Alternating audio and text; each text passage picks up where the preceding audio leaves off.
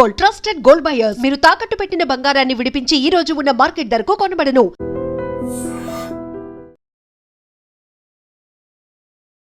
జయ జయ జయ ప్రియ భారత జనయిత్రీ దివ్యధాత్రి. చాలా అద్భుతంగా పాడారు మాధవీలత గారు, చాలా బాగా వచ్చింది. నా తల్లి భూమి భారతి గురించి కదండి పాడడం.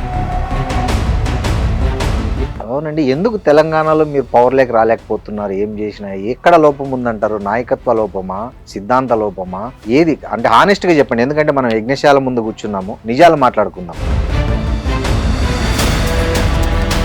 సార్ ఇంప్లిమెంట్ అయినాక తెలంగాణలో బీజేపీ గెలుస్తుంది అంటారు. 2029 100% బీజేపీ ప్రభుత్వం ఇక్కడ ఫామ్ అవుతుంది. ఇప్పుడు Asaduddin Owaisi politics clean politics చేస్తున్నాడా, పొల్యూటెడ్ పాలిటిక్స్ చేస్తున్నాడా మీ దృష్టిలో? నేను ఎప్పుడు జైపాలస్తీన్ అనలేదండి. కొన్ని అసదుద్దీన్ ఏ రోజైనా ఏ కేసు అయినా బ్యారిస్టర్ లాగా ఏదన్నా పోరాడడం చూసారా మీరు? రోజు దాకా చార్మినార్ వైపు మీరు వెళుతూ ఉంటే, ఎయిర్పోర్ట్ వైపు వెళ్తుంటే అన్ని వాళ్ళ షాపులే, వాళ్ళవే ఇవి ఉంటాయి. ఏది మన ఫంక్షన్ హాల్స్ అన్ని వాళ్ళవే ఉంటాయి. వాళ్ళందరినీ చేశారు. ఈడీ రైడ్లు జరిగాయి వాళ్ళ మీద, భయంకరంగా జరిగాయి, ఇంకా జరుగుతాయి. పాపం నా టైపే. నేను ఫస్ట్ టైం ఓడిపోయినప్పుడు ఎలా ఓడిపోయాను, అంబేద్కర్ గారికి తప్పలేదు. నేను ఎంతటి దాన్ని అనుకున్నాను ఆ రోజు. అయ్యా మీ అడుగు జాడల్లోనే ఉన్నాను, మీరు బాధపడకండి, నేను కూడా ఇక్కడే ఉన్నాను, మీ టైప్ లోనే బాధపడుతున్నాను ఇక్కడ. ఎందుకు చెప్తున్నాను ఈ విషయం అంటే, ఒక ఎలక్షన్ వ్యవస్థను కరప్ట్ చెయ్యడం ఆ రోజు నుంచే నాంది. కాదు, బీజేపీని తెలుగు ప్రజలు అర్థం చేసుకోకపోతే అన్నిసార్లు ఎంపీ సీట్లు కూటమి పొత్తులు పెట్టుకున్నప్పుడు అంతా గెలిపించారు కదా. అంటే కాంగ్రెస్ ఈ రోజు దాకా వేసిన వలయం, ఈ వలయంలో తెలుగు రాష్ట్రాలు ఎలా ఇరుక్కున్నాయి, ఎస్పెషల్లీ తెలంగాణ ఎలా ఇరుక్కుంది. ఎన్నికల కమిషనే బాధ్యులు. ఎవరంటే స్టేట్ లెవెల్లో ఉన్న ఎలక్షన్ కమిషన్ బాధ్యులు, సెంట్రల్ ఎలక్షన్ కమిషన్. మరి ఈ స్టేట్ లో పనిచేసే పెద్ద మనుషులు, బ్యూరోక్రాట్స్ 2 నెలల ముందు ఎక్కడ పనిచేశారు, 2 నెలల తర్వాత ఎక్కడ పనిచేశారు? మీరు చూసిన ఒక వరస్ట్ కేస్ స్టడీ ఏదైనా ఉందా, చెప్తారా? చెప్పలేనంత వరస్ట్ అండి. డైలీ ఇంట్రెస్ట్ మీద డబ్బులు నడుస్తాయా? Daily finance ఉంటదిలేండి. చిన్న వ్యాపారాలు పొద్దునిచ్చి సాయంత్రం కనుక ఇవ్వకపోతే ఆడొక్క రోజు చూస్తాడు, 2 రోజులు చూస్తాడండి, 3వ రోజు ఆ ఇంట్లో ఆడపిల్లని తీసుకెళ్ళి పెట్టుకుంటాడు. దమ్ము లేదు ఎవ్వరికి అక్కడ పోవడానికి. పోలీసులు కూడా వాళ్ళని ఏం చేయరండి. నమస్తే, వెల్కమ్ టు ఐడ్రీమ్ మీడియా. నేను మీ రొద్దం శ్రీనివాస్. ఇవాల్టి మన స్పెషల్ గెస్టు ఎవరో కాదు, none other than social media viral star, political sensational star, fiery బ్రాండ్గా అతి కొద్ది కాలంలోనే రాజకీయాల్లో తనదంటూ ఒక బ్రాండ్ క్రియేట్ చేసుకున్న కొంపల్లి మాధవీలత గారు. ఆమె మనతో ఉన్నారు, మాట్లాడదాం మాధవీలత గారితో. నమస్కారం మాధవీలత గారు. నమస్కారం శ్రీనివాస్ గారు. ఏంటండి ఇక్కడంతా ఒక యజ్ఞశాల, ఒక ఇదంతా చూస్తుంటే ఎక్కడో మనము ఒక పురాణ ఇతిహాస కాలంలో ఉన్న ఒక ఫీలింగ్ కలుగుతుంది. మంచిగా న్యాచురల్గా ఇవన్నీ చూస్తున్నాము. అసలు ఏంటిది కాన్సెప్ట్ ఏంటి అసలు? 2023లో ఓకే, అమ్మవారి నవరాత్రులు మొదలయ్యే ఒక వారం రోజుల ముందు సీతారాం బాగ్లో అప్పుడు భారత భాగ్య సమృద్ధి యజ్ఞం అని ఒక 45 రోజుల పాటు సీతారాం దేవాలయం ఉంది. అక్కడ చాలా పురాతన దేవాలయం అది. అక్కడ ఇంకో పక్కన ఒక శివాలయం ఉంది. ఆ శివాలయం సుమారు లెక్కగట్టుకుంటూ వెనక వెళితే కనుక 1500 సంవత్సరాల పురాతన దేవాలయం అంటది. హైదరాబాద్ లో సీతారాం బాగులో 1500 క్రితం.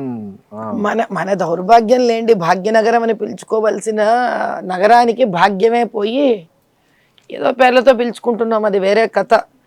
అసలు మీకు చాలా ఆశ్చర్యకరమైన విషయం ఏంటంటే, ఆ పాత బస్తీలో అంతా కూడా మీకు ఎన్నో దేవాలయాలు, చోళులు అప్పుడు దేవాలయాలు ఉన్నాయి, లక్ష్మీ నరసింహ దేవాలయాలు ఉన్నాయి.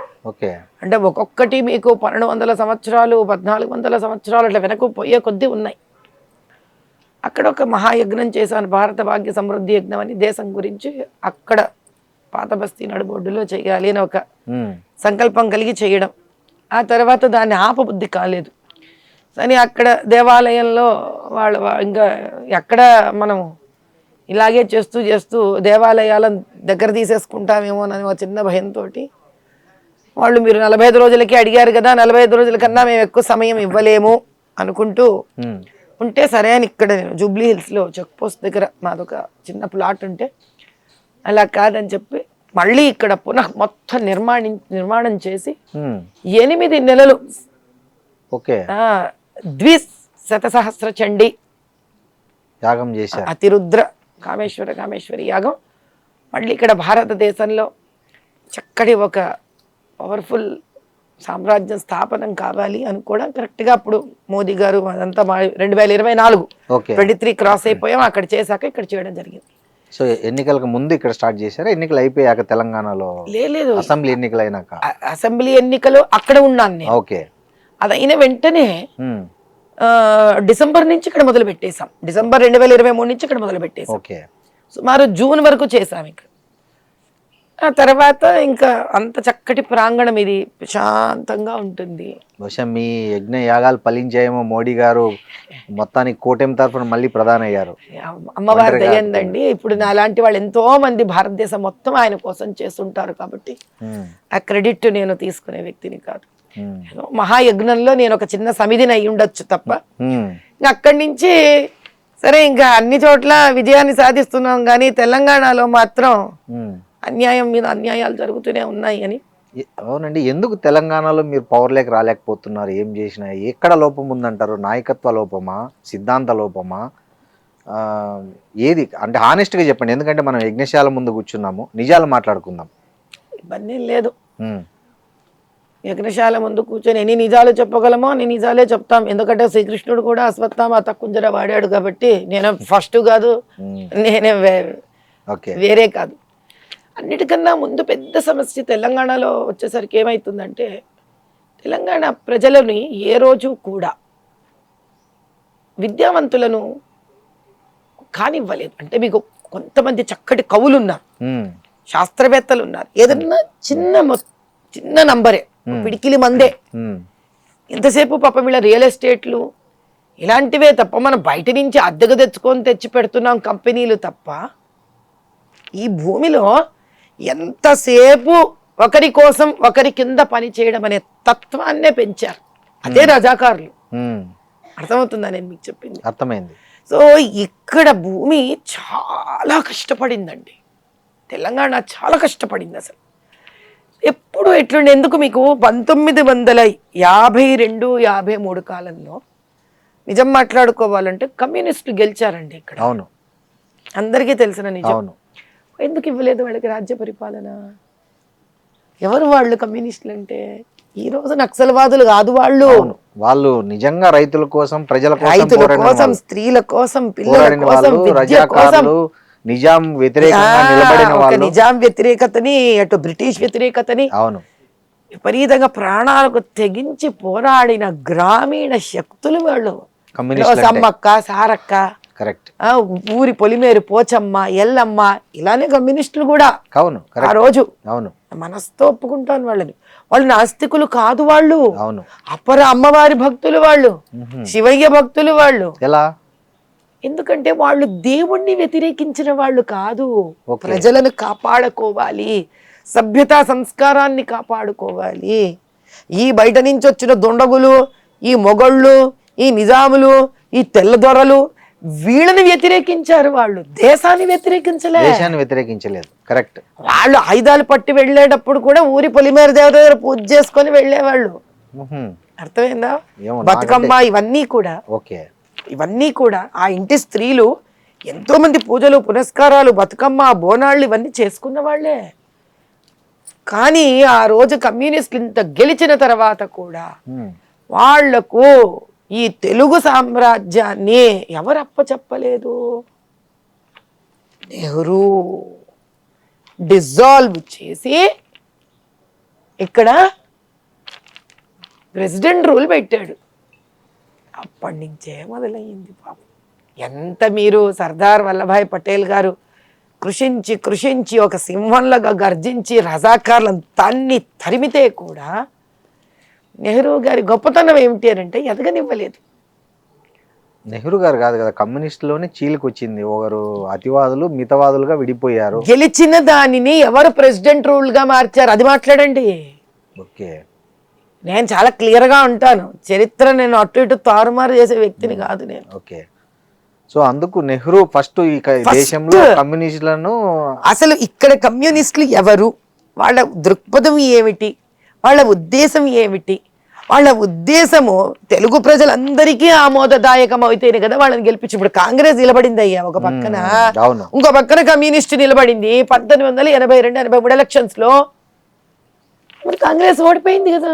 అవును, ఎందుకు ఓడిపోయావు మరి నువ్వు? అంటే కాంగ్రెస్ ఇక్కడ వాళ్ళకు వద్దు. కాంగ్రెస్ ది సోషలిస్ట్ భావాలు, కమ్యూనిజం ఇక్కడ ఫైట్ చేసింది ఏంటి కాబట్టి. సోషలిస్టు? అంబేద్కర్ గారిని ఓడించడం సోషలిస్టా? అంబేద్కర్ ను కూడా ఓడించాడా నెహ్రూ? 100%. మరి అంబేద్కర్ గారు నిలబడిన చోట మీకు ఒక చిన్న ఉదాహరణ ఇస్తా. చెప్పండి. ఇది వరకు కూడా చెప్పాను, మళ్ళీ చెప్తా. పివి నరసింహారావు గారు ఎలక్షన్స్ లో నిలబడుతున్నారు ప్రధానమంత్రిగా ఉన్నప్పుడు. ఒకసారి ఆయన ఎంపీ ఎలక్షన్స్ కి నిలబడ్డారు. సింపులా? ప్రధానమంత్రి పోస్ట్ కి నిలబడుతున్నాడు ఆయన ఎంపీ ఎలక్షన్ నంద్యాల నుంచి. అంబేద్కర్ గారు ఒక్కటే ఒక సీటుకి తాను ఒక్కడే నిలబడ్డాడు. అంటే తను పోటీతో గెలిచి హీరో చేయాలనుకున్నారేమో కదా. ఆయనకు ఎదురుగా నిలబెట్టించింది ఎవరిని? నెహ్రూ. ఆయన కింద ఫైళ్లు పట్టుకున్న కజురోల్కర్. చరిత్రలో ఓట్లు ఉన్నాయంటారు మీరు. ఇది బ్యాలెట్ పేపర్లు కదా. సో అందుకేనా మోడీ గారు బ్యాలెట్ తీసేసి ఈవీఎంలు పెట్టింది దొంగ ఓట్లు అరికట్టడానికి? మోదీ గారి టైంలో కాదు, మామూలుగా. అంటే ఇట్లా మోదీ గారి కన్నా ముందే స్టార్ట్ అయింది ఈవీఎం. అంటే దాన్ని కంటిన్యూ చేస్తున్నారు కదా. ఎస్. సెకండ్ పాయింట్, అప్పటి వరకు నెహ్రూకి కమ్యూనిస్టులు అంటే పడదు. ఓకేనా? ఓకే. కేవలం అంబేద్కర్ గారిని ఓడించడానికి మాత్రమే కమ్యూనిస్ట్ పార్టీ ఆఫ్ ఇండియాతో చేయగలిపాడు దాంగేతో. ప్రూఫ్ ఏంటి? దాంగే విడిగా నిలబడ్డాడు, ఈయనకు ఆపోజిట్ గా. కాంగ్రెస్ నుంచి ఈయన అసిస్టెంట్ తీసుకొచ్చి ఈయన ఆపోజిట్ లో నిలబెట్టారు.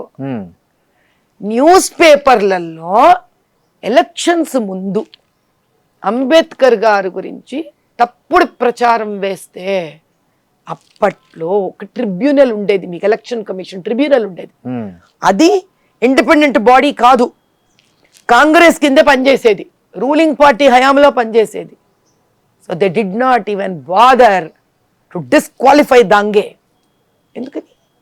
కాదండి, నెహ్రూకు అంబేద్కర్ మీద ఇంత వ్యతిరేకత ఉంటే అతన్ని రాజ్యాంగానికి దానికి ఎందుకు అధ్యక్షుని చేస్తాడు? ఆయన రాసిన రాజ్యాంగాన్ని ఎందుకు ఆమోదించేసుకుంటాడు? అతను ఎవడు కాదు ఆమోదించడానికి. అయితే మీరు చరిత్ర చదువుకొని రావాలి, అదే మాట్లాడ. నెహ్రూ ఎవడండి ఆమోదించడానికి? ఆమోదించకపోవడం ప్రధాని ఇంట్రెస్ట్ లేకపోతే దానికన్నా ముందే రాజ్యాంగము ఆయన ప్రధాని అయ్యేదానికన్నా ముందు నుంచే ఒక కమిటీ తయారయ్యి ఆ కమిటీలో సభ్యులందరూ కలిసి దాంట్లో ప్రధాన పాత్ర వహించిన మన అంబేద్కర్ గారు కలిసి రచించడం జరిగింది. అది నెహ్రూ ఇంటి విషయం కాదు, ఆయన ఇంటి పేపర్లు కాదు ఆయన డిసైడ్ చేయడం అనేది. ఆయన ఇంటి విషయం కాకపోవచ్చు, కానీ ఆయన వ్యతిరేకత ఉంటే, వ్యతిరేకత చేస్తే అప్పుడు ప్రజలు లేస్తారండి కొట్టడానికి. సో అందుకని మోడీ గారు 1954-55 సంవత్సరాలలో, అంటే అప్పటికి ఎంతకాలం అయిపోయింది మనకు వచ్చి? సుమారు 6-7 ఏళ్ళు అయిపోయింది మీకు. 47 అంటే అంతే. అప్పుడు నిలబడ్డాడు ఆయన ఎలక్షన్స్ కి. అంతవరకు ఆయన నిలబడలేదు పాపం. ఆయన నిలబడలేదు. చూసి చూసి చూసి విసుగొచ్చి ఆయన చెప్పింది ఏది వర్క్ చేయట్లేదు అని. ఆయన లేకుండానే, ఆయన ఒపీనియన్ వినకుండానే ఆయన రిజిగ్నేషన్ ఆమోదం జరిగింది. మీరు టెక్నికల్ గా చూస్తే చాలా చేశాడు ఆ నెహ్రూ. ఓకే. కాబట్టి ఇప్పుడు దాని గురించి మాట్లాడితే మనకు టాపిక్ ఇంకో దిశగా, చరిత్ర మీద ఒక రోజు మనం మాట్లాడుకోవచ్చు కావాలంటే. కరెక్టే. ఇప్పుడు వర్తమాన రాజకీయాల మీద కాబట్టి నేను అనేది ఆ రోజు నుంచి ఎందుకు తెలంగాణలో భారతీయ జనతా పార్టీ ఎందుకు ఎదగలేకపోతుంది అదే చెప్తున్నాను. అప్పటి నుంచి ఒక నెహ్రూ కాంగ్రెస్ పరిపాలనలో స్వచ్ఛంగా ఉన్నది, స్వేచ్ఛగా ఉన్నది, అహింసావాదాన్ని తన వాళ్ళతో చెయ్యని ఒక చక్కటి దృక్పథంతో ఉన్న కమ్యూనిస్ట్ని చంపేశాడు. అక్కడి నుంచి తీవ్రవాదం మొదలైంది. ఓకే. అతివాదులు మితవాదులుగా విడిపోయారు. సో అక్కడి నుంచి మీకు ఏమైంది? కమ్యూనిస్ట్ నుంచి రకరకాల నక్సల్వాదం అని అవును వచ్చిందిలే మావోయిస్టులు, నార్సిజం అట్టు మొదలైంది. అవును దాన్ని తొక్కేయడమే ఆయన ప్రథమ బాధ్యత. ఎందుకో దేశమంతా అతనికి కాంగ్రెస్ కావడం ఒకటి, అతను వంశం వాళ్ళు పాలించాలనేది రెండు. ఈ రెండు సరే. నెహ్రూ కరెక్ట్, అది కాదు కాదు మీరు వినాలి, దాన్ని తెలియాలంటే మరి ఓపిక ఉండాలి మీకు. ఓకే, పాయింట్ నెంబర్ 2, ఎందుకంటే ఇదే Dange who is leader of Communist Party of India correct గా 1957 ఎలక్షన్స్ అయిన తర్వాత కాంగ్రెస్ లోకి జంప్ అయ్యి he has become MP and he was minister there. Okay, ఈ కనెక్షన్స్ అన్ని చూసుకోవాలి మీరు. ఇప్పుడు మనకు బీజేపీలోకి చాలా మంది వచ్చినట్లు వేరే వేరే పార్టీల్లో సిబిఐ ఈడీ కేసులు ఎదుర్కొని అంటే వాళ్ళని మనం ఎవరి ముందు కూడా నిలబెట్టించలే. ఎప్పుడు ఎలక్షన్స్ కి అంబేద్కర్ ని ఓడించడానికి నిలబెట్టించిన దాంగే ఎవరైతే ఉన్నాడో ఈ దొంగ ఓట్ల ప్రచారము ప్లస్ దొంగ ఓట్లు వాడుకోవడము ప్లస్ ఈ అంబేద్కర్ గారి మీద ఏదైతే న్యూస్ పేపర్ల మీద తప్పుడు ప్రచారం వేయించాడో పోషణ జరిగింది. ఎందుకని first election petition of India file చేసింది అంబేద్కర్ గారు. ఆయన రాజ్యాంగం చూసి ఆయనే ఆశ్చర్యపోయినాడు. నేను రాసిన రాజ్యాంగమే నన్ను కాపాడుకోలేకపోయింది అని. ఆయన ఎప్పుడైతే BBC ఇంటర్వ్యూ చూడండి, నేను పబ్లిష్ కూడా చేశాను నా ఇన్స్టాగ్రామ్ లో.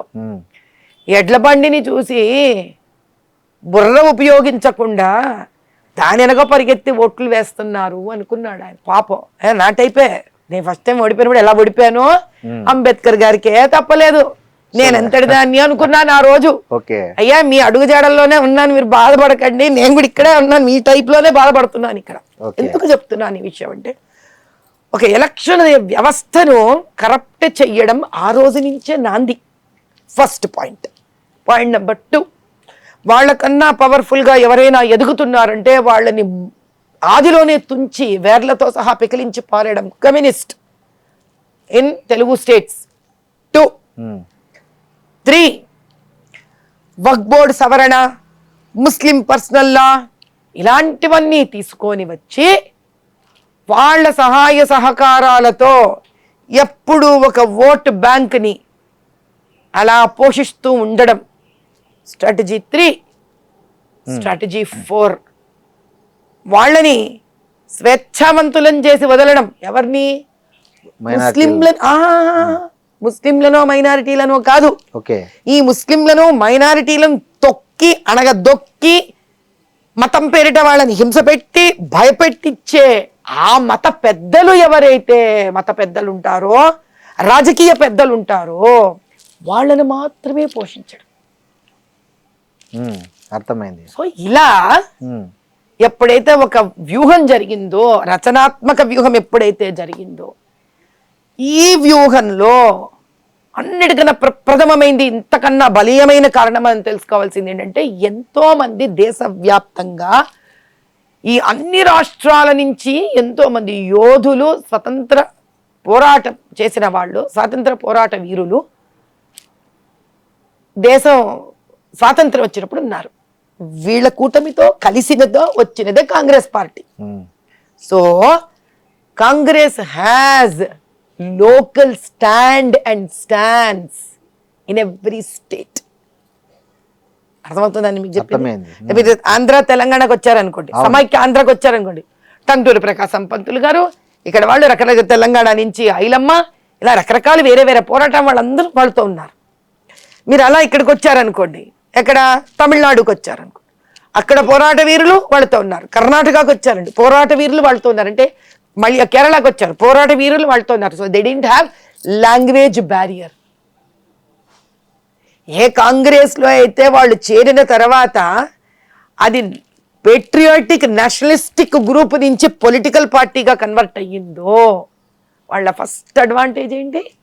అన్ని రాష్ట్రాల్లో వాళ్ళకి లోకల్ క్యాడర్ ఉంది. లోకల్ క్యాడర్ ఉంది. స్వతంత్ర పోరాటం క్యాడర్ మొత్తం షిఫ్ట్ అయ్యి పొలిటికల్ క్యాడర్ అయింది. కానీ బీజేపీకి అలా లేదుగా. మీకు నేననేది పూర్తి వినండి. ఇప్పుడు బీజేపీలో ఎవరైతే పెద్ద మనుషులు ఉన్నారో వాళ్ళందరూ హిందీ భాష మాట్లాడేవాళ్ళు. వాళ్ళు ఇక్కడ లోకల్ క్యాడర్ తెచ్చుకొని ఇక్కడ వ్యాపింపజేసి ఇక్కడ అవ్వడానికి ఇట్ టుక్ స్ట్రాటజికల్ టైం. ఎందుకంటే వీళ్ళందరికీ స్పష్టంగా అనర్గళంగా హిందీ మాట్లాడగలగాలి వీళ్ళు. వాళ్ళ భావాలను వీళ్ళు అర్థం చేసుకోగలగాలి, వీళ్ళ భావాలు వాళ్ళని అర్థం చేసుకోగలగాలి. ఎందుకు అసలు బీజేపీ ఎక్కడి నుంచి పుట్టిందండి? కాదండి, ఇప్పుడు బీజేపీ ఎక్కడి నుంచి పుట్టింది? కాదు, బీజేపీని తెలుగు ప్రజలు అర్థం చేసుకోకపోతే అన్నిసార్లు ఎంపీ సీట్లు కూటమి పొత్తులు పెట్టుకున్నప్పుడు అంతా గెలిపించారు కదా. ఇక్కడ మీకు 3 వచ్చాయి. అంటే కాంగ్రెస్ ఈ రోజు దాకా వేసిన వలయం, ఈ వలయంలో తెలుగు రాష్ట్రాలు ఎలా ఇరుక్కున్నాయి, ఎస్పెషల్లీ తెలంగాణ ఎలా ఇరుక్కుంది. నైజాం సర్కార్లో మీకు ఆంధ్ర బెల్ట్ ఎక్కువ ఇరుక్కోలా. నైజాం సర్కార్లో మీకు తెలంగాణ, నార్త్ కర్ణాటక బార్డర్స్, మహారాష్ట్ర, దక్కన్ భూమి అంటారు దీన్ని. అవును, ఇది ఇరుక్కుంది బాగా. ఇక్కడ ఎవరి రాజ్యం ఉంది? కాదండి, ఇప్పుడు ఈ మన ఇక్కడ ఎవరి రాజ్యం ఉంది? కాంగ్రెస్ వాళ్ళ నిజాం రాజ్యం. నిజాం రాజ్యం తర్వాత నిజాం రాజ్యం నుంచి ఇది వెళుతూ వెళుతూ కాసిం రజ్వీకి చేతికి ఇస్తే, కాసిం రజ్వీ వెళుతూ వెళుతూ ఎవరి చేతికి ఇచ్చాడు? ఎంఐఎం చేతికి ఇచ్చాడు. Understand the connections. ఇది అంత ఈజీగా మనం ఓ నిమిషంలో తేల్చి అవతల బారేసే విషయం కాదు ఇది. నేను ఏమంటానంటే, వీళ్ళని ఇక్కడ డీప్ రూట్ చేసింది ఎవరు? ఏ రోజు ఎప్పుడూ కూడా నెవరు వేసిన పన్నాగం ఏంటి? మైనారిటీస్ అనుకుంటూ మైనారిటీ అధిపతులని, రాజకీయ అధిపతులని. అయితే ఇట్స్ హ్యూజ్ ట్రాప్. ఈరోజు మనం ఏదో సడన్ గా వచ్చి ఓ బీజేపీ, ఓ మోదీ గారు ఓ పేరు మీద మాట్లాడి ఈ పేరుతో ఎందుకు మీరు గెలవట్లేదు అంటే, ఇది నిన్ననో ఈ రోజు వేసిన వ్యూహము కాదు, నిన్ననో ఈ రోజు ఆలోచిస్తే వచ్చిన రాజకీయము కాదు. అంతెందుకు, నాదే మాట్లాడదాం. ఒకళ్ళ గురించి నాకెందుకు? నేనేం రోజు చూడట్లే వాళ్ళ జీవన విధానం, నాది నేను మాట్లాడుకుంటాను. ఎంపీ ఎలక్షన్స్ 2024 మీకు ఒక ఎలక్షన్ కమిషన్ ఎలా పనిచేస్తుంది? ఢిల్లీలో తన వాళ్ళు వచ్చి ఇక్కడ పనిచేయరు, ఇక్కడ వాళ్ళు తన కోసం పనిచేస్తారు. అవును, ఎంత ఒప్పుకుంటారా మీరు? అవును. ఇక్కడ ఉన్న వ్యవస్థ ఏదైతే సిస్టమ్ ఉంటుందో, ఈ సిస్టమ్ 2-3 నెలలకి అటాచ్ అయ్యి వాళ్ళతో పనిచేస్తారు. అలాంటప్పుడు వాళ్ళకి నేను ఒక కంప్లైంట్ మొత్తం కట్ట పంపించడం జరిగింది ఢిల్లీకి. వాళ్ళు ఏం చేశారు, అక్కడి నుంచి వాళ్ళు ఇక్కడికి రాశారు. ఇక్కడ కలెక్టర్కి, అప్పుడు దిదెన్ సిఇఓ ఆఫ్ ఎలక్షన్స్ కమిషన్ కి ఇక్కడ పంపించారు. వీళ్ళ బాధ్యత ఏంటి? వీళ్ళు జిహెచ్ఎంసీకి అందరికీ పంపించారు. అందరికీ పంపించడం జరిగితే నాకు చాలా రోజులకి కంటిన్యూస్ ఫాలోఅప్ తర్వాత ఒక లెటర్ వచ్చింది. ఆ లెటర్లో ఏమని ఉందంటే, మేము వీళ్ళకి పంపించాము, మేము అన్ని తగు చర్యలు చేస్తున్నాము, కానీ జిహెచ్ఎంసీలో ఏదైతే కొన్ని ఇండ్ల నంబర్లు లేనివి మార్పిళ్ళు ఏవైతే జరిగాయో, మీరు లేని ఇండ్లు ఏవైతే ఉన్నాయి అని అంటున్నారు, మీ లెక్క ప్రకారం మీరు సుమారు 36,000 చిల్లర్ల ఇండ్లు ఇచ్చారు వీళ్ళవి, ఇప్పుడు మేము వీటిల్ని ముట్టుకోదలుచుకోలేదు అని ఇక్కడ స్టేట్ నుంచి నాకు ఆన్సర్ వచ్చింది. ఓకే, అంటే 36,000 మాత్రం పడిపోతాయి ఓట్లు, మీకు అవన్నీ ఏదో పడనట్టు. సరే, పెద్ద మనుషులు, మీకు బ్యూరోక్రసీ, మనం ఏది ఇస్తుందే విందాం, పంపించారు నాకు. Very good. సరే, నాకు అర్థమైంది ఇంకా వీళ్ళేం చేయదలుచుకోలేదని. ఆ తర్వాత ఓట్లు డిలీట్ చేశాము, దొంగ ఓట్లు తీసేశాము. ఈరోజు ఆ ఎస్ఐఆర్ వాల్యూ ఏంటో మీకు చెప్తా, ఓకేనా? ఇక్కడ వీళ్ళందరూ కలిసి ఆ రోజు మీరు తీస్తే పెద్ద మనుషుల పేర్లన్నీ ఉన్నాయి. ఇప్పుడు ఎందుకు ఆ బ్యూరోక్రాట్స్ పేర్లు? నేను తీసుకున్నా ఒకటే, తీసుకోకపోయినా ఒకటి, దానికి ఏం విలువ లేదు ఈరోజు. ఇంకా మేము ఇన్ని ఓట్లు డిలీట్ చేశాము అన్నారు. మరి డిలీట్ చేసిన ఓట్లు నాకు ఇవ్వండి షీటు, ఏవి డిలీటెడ్ అయ్యాయి అంటే లాస్ట్ మినిట్ వరకు ఇవ్వలేదంటే మమ్మల్ని ఒక చిన్న విండోలో పెట్టడానికి ఇచ్చారు. ఇస్తే నేను చెక్ చేస్తే అన్ని ఎలిజిబుల్ లీగల్ గా ఉన్న ఓట్లని డిలీట్ చేసి పారేసి, ఎవరైతే యాక్చువల్లీ డిలీట్ చేయాల్సిన ఓట్లు ఉన్నాయో అవి డిలీట్ అవ్వలేదు. ఎవరు బాధ్యులు దీనికి? ఎన్నికల కమిషనే బాధ్యులు. ఎవరంటే స్టేట్ లెవెల్లో ఉన్న ఎలక్షన్ కమిషన్ బాధ్యులు, సెంట్రల్ ఎలక్షన్ కమిషన్. మరి ఈ స్టేట్ లో పనిచేసే పెద్ద మనుషులు బ్యూరోక్రాట్స్ 2 నెలల ముందు ఎక్కడ పనిచేశారు, 2 నెలల తర్వాత ఎక్కడ పనిచేశారు? బీఆర్ఎస్ లో చేశారు, కాంగ్రెస్ లో పనిచేస్తున్నారు, ఈ రోజు కాంగ్రెస్ లో పనిచేస్తున్నారు. ఫినిష్డ్. వాళ్ళు దేశానికి పనిచేయలా, వాళ్ళు ఎన్నికబడ్డ పవర్ లో ఉన్న పార్టీకి పనిచేశారు. మిమ్మల్ని ఇంకా ముందుకు వస్తాను, ఇంకా ప్రూఫ్ ఇస్తాను మీకు. Without proofs Madhavi Latha will never speak. ఆ రోజు నేను బురకా ఎత్తేసాను, గందరగోళం చేశాను. అసలు మామూలుగా మనం ఒక ఎఫ్ఐఆర్ వేయమంటే అసలు రోజుల తరబడి ఎఫ్ఐఆర్ అయ్యారు వీళ్ళు. 10 నిమిషాలు ఎఫ్ఐఆర్ పడింది నా మీద, బేగంపేట పిఎస్ లో. పర్లా వేసుకోండి, న్యాయాలు దైవాధీనం, దేవుడు ఎవరో పరిష్కరిస్తాడు. ఒక్కడి ప్రూవ్ చేయలేకపోయినారు నా మీద. ఏ స్త్రీనైతే నేను ఎందుకో అక్కడికి వెళ్ళక ఒక అనుమానం వచ్చింది నాకు. స్త్రీనా పురుషుడానా కాదు, ఏంటో తేడాగా ఉంది. ఐడి ఈవిడ ఏదో గల్లంత అయితే ఉంది. ఎందుకంటే వాళ్ళు ఎవరు చెక్ చేయట్లేదు, పోలింగ్ బూత్ ఆఫీసర్ చెక్ చేయట్లేదు, పోలీసులు బురకా చూసి స్త్రీలు ఎవరు చూడకుండా వీళ్ళని పంపించట్లేదు. ఫస్ట్ క్వశ్చన్, నువ్వు ఓటర్ ఐడి ఎలా చేయించుకున్నావు? ఫోటో పెట్టి తీయించుకుంటారు. స్త్రీలను పంపించి ఫోటోలు తీస్తున్నారా వీళ్ళకి ఏమన్నా? లేదు, పురుషులే తీస్తారు. ఏముంది, అయిపోయిందా క్లారిటీ? 2, పాస్పోర్ట్ ఎలా చేయించుకుంటున్నావు? అక్కడ ఎవరుంటే వాళ్ళు తీస్తారు. స్త్రీ ఆఫీసర్ ఉంటే స్త్రీ, పురుషుడు ఆఫీసర్ ఉంటే పురుషుడు. 3, ఇమిగ్రేషన్ ఆఫీసు, దుబాయ్ పో, అమెరికాకు పో, మిడిల్ ఈస్ట్ పో, ఏం చేస్తున్నావు? ఇమిగ్రేషన్ అటెండ్ అవుతారు. ఫేస్ రికగ్నిషన్ కెమెరాలు ఇస్తున్నావా? తంబు అన్ని తీసుకుంటారు కదా. అవును, నేనేమి రాజ్యాంగానికి విరుద్ధంగా అడగలేదు కదా మొహాలు చూపించాలని. మరి ఎందుకు మొహాలు చూడకుండా ఓట్లు వేయించడం జరిగింది? అప్పుడు ఎవరి పార్టీ నడుస్తుంది? పైనుంచి సెంట్రల్ ఎలక్షన్ కమిషన్ ఇక్కడ కానిస్టేబుల్ ఏం చేస్తున్నాడో వచ్చి చూస్తుందా? మీకు సిఐఎస్ఎఫ్ వస్తుంది, రైల్వే పోలీస్ వస్తుంది. మీకు ఎవరికైనా తెలుసా వాళ్ళ పని ఏంటో? లోపల ఉన్న పోలీసు కానీ, లోపల ఉన్న ఎలక్షన్ ఇన్ఛార్జ్ ఆఫీసర్ కానీ, బూత్ ఇన్ఛార్జ్ కానీ మీరు లోపలికి రండి ఇక్కడ గొడవ జరుగుతుంది అంటేనే వీళ్ళు లోపలికి వస్తారు. అంతవరకు రారు. ఆ నేను ఎలక్షన్లోనే మొదటిసారి తెలుసుకున్నాను ఈ సంగతి. సో మీరు ఎన్ని ట్రక్కులు ఎన్ని వ్యాన్లు తెచ్చుకున్నా అక్కడ waste. Okay, by rule they only have to stand there. They have no right to enter into the polling booth without the instructions of polling officer. మీ ఓటమి ఓకే అక్కడ కాదు. ఏ కేసు అయితే నా మీద వేశారో ఆ కేసు ఆ నంబరు ఎగ్జాక్ట్ గా జిహెచ్ఎంసి ఇండ్లు లేవు అని నేను సబ్మిట్ చేసిన దాంట్లో ఈ నంబర్ ఉంది. ఏ నెంబరు? మీకు ఏ ఓటర్ ఐడి నంబర్ మీద నేను ఏదో బురకా ఎత్తేసానని కేసేసారే. అవును, ఆ ఓటర్ ఐడి నంబర్ చివరికి ఎక్కడ తేలింది అనుకున్నారు? నేను ఎతుకుతే మీరు కేసేసిన నేను ఆ 36,000 ఇండ్లు మేము మార్చము అన్నారు కదా వీళ్ళు. They are non existing. ఇల్లు ఉండదు, ఇల్లు నంబర్ ఉండదు, ఏముండదు. ఇల్లు నంబర్ క్రియేట్ అయ్యి జిహెచ్ఎంసీలో పేర్లు తయారైతాయి. అందులోని పేరు ఆవిడ. ఓహో, అంటే ఒక ఇల్లే లేని చోట ఇల్లు తయారు చేసి అభూత కల్పనలాగా, ఏది బాణంలాగా, బాణం లేని బాణం వేసి ఎఫ్ఐఆర్ కూడా వేసేసారు. అవును, కానీ లేని ఇల్లు తయారైన ఇంటికి జిహెచ్ఎంసీ నంబర్ వచ్చి, వచ్చిన ఇంట్లో ప్రజలు వచ్చి, ఓటర్లు వచ్చి, ఆ ఓటర్ ఐడి వేస్తుంటే మీరు చూశాను. బురకా ఎత్తారని నా మీద కేసు వేశారే 295. ఆ కేసు అంటే చూడండి వాళ్ళు ఎంత ఒళ్ళు తెలియకుండా ఉందంటే ఇక్కడ వ్యవస్థ.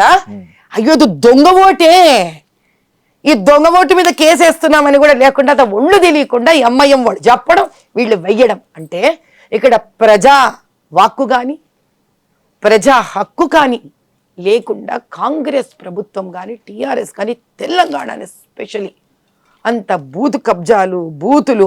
అంతెందుకండి ఇన్ని మాటలు ఎందుకు మనకి? మన జూబ్లీస్లో రేవంత్ రెడ్డి గారు ఏమన్నారు? పాకిస్తాన్ మాది. మరి నా తల్లిగారు ఊరో, మరి ఈయన అక్కడ పుట్టొచ్చాడో, అమ్మ పుట్టింటికి వెళ్తే మా లాంటి వాళ్ళు అమ్మ తల్లులు పుట్టింటికి వెళ్తే మమ్మల్ని అక్కడ కని తెస్తారు కదా. అలా మళ్ళీ పాకిస్తాన్ హమారా హే. మీరు తెలియపోతే మళ్ళీ వేసుకోండి క్లిప్పు. ఊరు వాడ వెళ్ళింది ఆ క్లిప్పు. పెద్ద కొత్త కాదు, వింత కాదు అది. మేమే ముస్లిమ్సే మేము అని అన్నాడుగా. ముస్లింల ప్రయోజనాలు ప్రొటెక్ట్ చేస్తామన్నాడు. మేమంతే, మేము కాంగ్రెస్ అంటే totally we are there only for Muslims. అదా రాజ్యాంగ పరంగా ఒక చీఫ్ మినిస్టర్ చెప్పాల్సిన మాట అదా? సో వీళ్ళందరూ మీ వాళ్ళు, మరి ఎందుకలా ఏడుస్తూ ఆ పసమంద ముస్లింలు ఎందుకు అంత భయంకరంగా దయనీయ స్థితిలో ఉన్నారు? ఆడపిల్లల్ని ఎందుకు దుబాయ్లకు పంపించేసుకుంటున్నారు? ఏ అభివృద్ధులు లేకుండా ఆ తలాప్ కట్ట ఎందుకు అలా ఏడ్చింది? బాలకారాగృహం నిండా ఎందుకు 76% ముస్లిం పిల్లలే ఉన్నారు? ప్రజల కోసం కూడా కాదు, పొలిటికల్ ఇస్లామిక్ వాళ్ళని బాగా తిని నువ్వు భుజం మీద చెయ్యేసుకొని పెంచితే వాళ్ళు దౌర్జన్యంగా వచ్చి కబ్జాలు చేసి బూత్ క్యాప్చరింగ్లు అడ్డాలు వేసి. అంటే ఈరోజు బీజేపీ ఇవన్నీ చెయ్యకుండా నేను బీజేపీయే కదా, మీరు do BJP I represent BJP? 100%. బూత్కి వెళ్ళాను మరి, నేను జరుగుతున్న అన్యాయాన్ని ఓపెన్గా చూపించాను. రాత్రి 9ంటికి బూత్ క్యాప్చర్ అయితే వీడియో తీసి చూపించాను.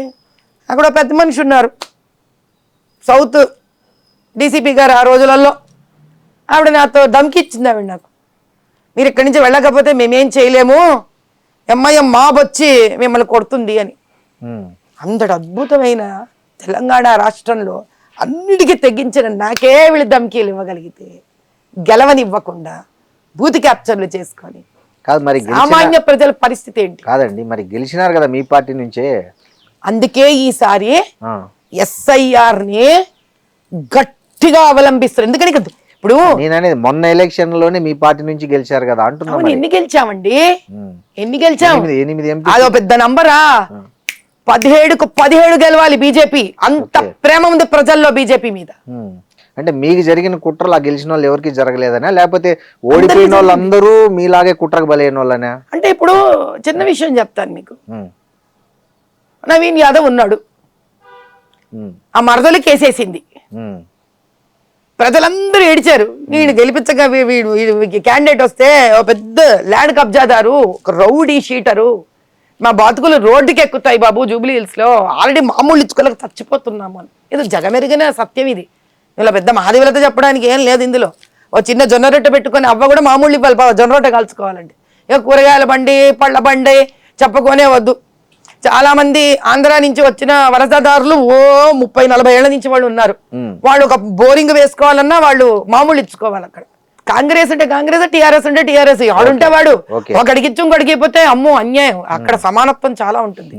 బోరబండ స్కూల్కి వెళ్ళండి, ఆ పక్కన ఉన్న గవర్నమెంట్ స్కూల్కి వెళ్ళండి, ఆ తెలంగాణ పిల్లలు ఎస్సీలు పాపం ఎస్టీలు ఆర్థికంగా వెనుకబడ్డ వాళ్ళు ఏమున్నాయి ఆ స్కూళ్ళల్లో?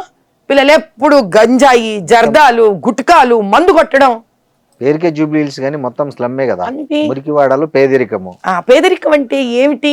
నో డెవలప్మెంట్ అంటే ఏంటి? వాళ్ళని చదువుకోనివ్వకుండా, నాగరికులుగా మారనివ్వకుండా, రాజకీయ స్వప్రయోజనాల కోసము వాళ్ళ బతుకులు బస్టాండ్లు చేస్తే, తల్లి తండ్రి కూలీ నాలీ చేసుకొని ఆ స్కూళ్ళకు ఫీజులు కట్టుకోవడం, పుస్తకాలు ఇస్తే 7వ తరగతి నుంచి డ్రాప్అవుట్, 8వ తరగతి నుంచి డ్రాప్అవుట్. వీళ్ళందరూ పోయి ఈ కబ్జాదారులు, ఈ గూండాలు వెనక పిల్లలు తిరుగుతూ ఉంటారు. అంటే మన నవీన్ యాదవ్ కూడా దొంగ ఓట్లతో గెలిచాడంటారా? ఎందుకు దానికి పెద్ద విచిత్రం ఏముంది? అజరుద్దీన్కి మైనారిటీ మినిస్టర్ డిక్లేర్ చేశాడు. ఎలా చేస్తారు? ఎలా చేస్తారు అంటే నీకు మైనారిటీ కావాలి, మరి ఎస్సీ ఎస్టీ బీసీలు ఏమవ్వాలి? ఈ బీసీ నినాదం ఏంటి పక్క నుంచి? మరి క్యాండిడేట్ బీసీ కదా, అయితే సరిపోయిందా? క్యాండిడేట్ బీసీ అయ్యి మేము ముస్లింలకు, పాపం ముస్లిం అనకూడదు అంటే పాప సార్ వాళ్ళు ఏదో అన్నట్టుగా భావన ఉంటుంది నాకు. ఎంఐఎంకి ఒక బొందలగట్ట కట్టిస్తా, ఎంఐఎం నవీన్ యాదవ్ ఎంఐఎం నుంచి వచ్చాడుగా, అంతకుముందు పోటీ ఇంకా కాంగ్రెస్ ఎవరు లేరా? కాంగ్రెస్ ఇంకెవరు లేరా? చాలా మంది పోటీ పడ్డారు. కాంగ్రెస్ నుంచి ఎంతమంది రిక్వెస్ట్ చేశారు కదా, అయ్యా మాకు టికెట్ ఇయ్యని. పీజేఆర్ కొడుకున్నాడు, అంజన్ కుమార్ యాదవ్, పెద్ద వాళ్ళు ఉన్నారు, ఏ మాట కామాటికి మంచి రాజకీయ బ్యాక్గ్రౌండ్ పెట్టుకున్న వాళ్ళు ఉన్నారు. మీరు మాకు వాళ్ళకి ఎందుకు ఇవ్వలే? వద్దు, మాకు ఎంఐఎం కావాలి. ఎందుకో 100 మంది గుండాలను సప్లై చేస్తుంది, అది బూత్ క్యాప్చర్లు చేస్తుంది, కబ్జాలు కొడుతుంది, రిగ్గింగులు కొడుతుంది, అయిపోయింది. ఎంతసేపు ఇదే ధోరణి. ఫత్వాలేంటి? ఫత్వాలేంటి మరి? అసలు ఫత్వాకి, రాజ్యాంగానికి, ఎలక్షన్కి కనెక్షన్ ఎట్లా ఉంది? వాళ్ళు ఫత్వా జారీ చేస్తారు. యాంటీ కాన్స్టిట్యూషనల్ కాదా ఇది? How are you allowing? Religion ఎందుకు వస్తోంది ఇక్కడికి? మతానికి రాజ్యాంగానికి ఏంటి సంబంధం? మతానికి ఎలక్షన్కి ఏంటి సంబంధం? ఇప్పుడు దేశంలో అదే కదా జరుగుతున్నది. ఒక వ్యక్తి ఫత్వా తీయడం అంటే ఏంటి? మేము ఏ రోజు ఎవరికి చెప్పలేదే హిందూకి నువ్వు కాంగ్రెస్ ఓటేయకని చెప్పలేదే హిందూకి వెళ్ళి. ఏ మఠాధీశుడి నుంచో అయోధ్య నుంచో మేము లెటర్లు తీసుకొని రావట్లేదే, శాసనాలు ప్రింట్ చేసుకొని రావట్లేదే. మీరు మధ్యలో కూర్చొని శాసనాలు ప్రింట్ చేసి ఫత్వాలు బయట తీస్తారు మీరు. అంటే ప్రజలు ఎక్కడో మతం అనే పేరుతో భయపెట్టిస్తున్నారా లేదా? గౌలిగూడ చమన్ దగ్గర రోడ్డు వైడనింగ్లో సుమారు 20 ముస్లింలు ఇండ్లు ఉన్నాయి. మీకు మేము కాంపన్సేషన్ ఇస్తామన్నారు. వాళ్ళు పాపం భయపడి మొత్తానికి ఇచ్చారు. చివరికి ఇది వక్ఫ్ ల్యాండ్ మీకు ఇయ్యక్కర్లేదని చెప్పారు. గట్టిగా పోరాడి ఇద్దరికి ఇచ్చారు. మీద 18 మంది ఈరోజు ఏడుస్తూ కొట్లాడుతూనే ఉన్నారు దానికోసం సైలెంట్గా. ఎందుకు బయటికి రాలేరు? భయం. ఇది కాంగ్రెస్ పరిపాలన. ఇంత దానిలో నుంచి నేను ఏదైతే కొత్తగా వచ్చిన స్త్రీ, పొలిటికల్ ఫ్యామిలీ కాదు, ఏ బ్యాక్గ్రౌండ్లు లేవు, పోరాడితే దీనివల్ల వచ్చిన ఒక చిన్న ప్రయోజనం ఏమిట్రా అంటే ధైర్యం చేసి ఇప్పటి వరకు ఎవరు వెళ్ళని ప్రాంతాలకు వెళ్ళి అక్కడ బోగసింగ్ ఎలా జరుగుతుంది. ఇప్పుడు నేను గొడవ పడిన తర్వాతే కదా బీహార్లో వాళ్ళు ఫేస్ మాస్క్ ఉండకూడదు అన్నారు, ఉత్తరప్రదేశ్లో ఫేస్ మాస్క్ ఉండకూడదు అన్నారు, తెలియాలి మాకెవరో అన్నారు. అంటే ఒక ఆలోచన మారింది. మొన్నసారి ఎలక్షన్ కమిషన్ నమ్మింది వీళ్ళని, ఈసారి ఏం చేస్తుంది? ఈసారి నమ్మదలుచుకోలేదు. అందుకే ఎన్ని ఓట్లు డిలీట్ అయినాయి తమిళనాడులో, ఇప్పుడు వస్తుంది తెలంగాణకి కూడా.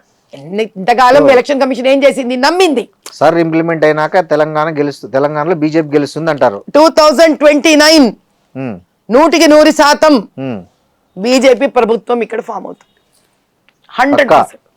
మాధవీలత ఎంపీకి గెలుస్తుందా? అవన్నీ నాకు అనవసరం. నాకు తెలంగాణలో ఈ దుర్మార్గ దౌర్జన్య దుష్ట లంచగొండి రాజకీయ పార్టీలు వెళ్ళిపోతే మోదీ గారి ఆధ్వర్యంలో తెలంగాణ సుభిక్షంగా ఉంటే చాలు. నాకు టికెట్ ఇచ్చినా పర్లేదు, నాకు టికెట్ ఇవ్వకున్నా పర్లేదు. అంటే ఏంటి అప్పుడే విత్డ్రా అయిపోతున్నారు పాలిటిక్స్ నుంచి? ఇచ్చినా పర్వాలేదు, ఇవ్వకున్నా పర్వాలేదు అంటే దాన్ని విత్డ్రా అన్నారు నాయన. వ్యామోహం లేకపోవడం అంటారు. అట్లా కాదండి, మీరు ఫైటరు ఫైట్ చేశారు, నేను ఫైట్ చేస్తూనే ఉంటాను. మీరు ఆ ఫలితం సాధించే వరకు ఎందుకు ఫైట్ చేయకుండా మధ్యలో ఆపేస్తున్నారు? మీరు అదే చెప్తున్నాను, మీకు భాష అర్థం కావట్లేదు శ్రీనివాస్ గారు. నా స్టేట్మెంట్ మళ్ళీ వినండి. నేను ఇచ్చినా ఇవ్వకపోయినా లేదు. మీరు ఏమనాలంటే నేను ఇయ్యాలి, నేను రావాలి, నా మేనమామ సొత్త పార్టీ నాదా బలి చెప్తారు మీరు. పార్టీ అధిష్టానం నిర్ణయిస్తుంది. మీకంటే బలమైన అభ్యర్థి వాళ్ళు నిర్ణయించుకోవాలి, నేను కాదు. నా పని ఒక తెలంగాణ పౌరురాలిగా తెలంగాణలో స్వచ్ఛమైన రాజకీయాలు రావడం కోసం పోరాడడం నా పని. అంతే. గెలవడం గెలవకపోవడం, పోటీ చేయడం చేయకపోవడం కాదు. గెలవడమో గెలవకపోవడమో అనేది పోటీ చేస్తే వస్తుంది. ఇప్పుడు పోటీ చేయడం చేయకపోవడమో టికెట్ ఇస్తే వస్తుంది. కాబట్టి నాకు టికెట్ ఇవ్వాలి అని శాసించే హక్కు నాకు లేదు.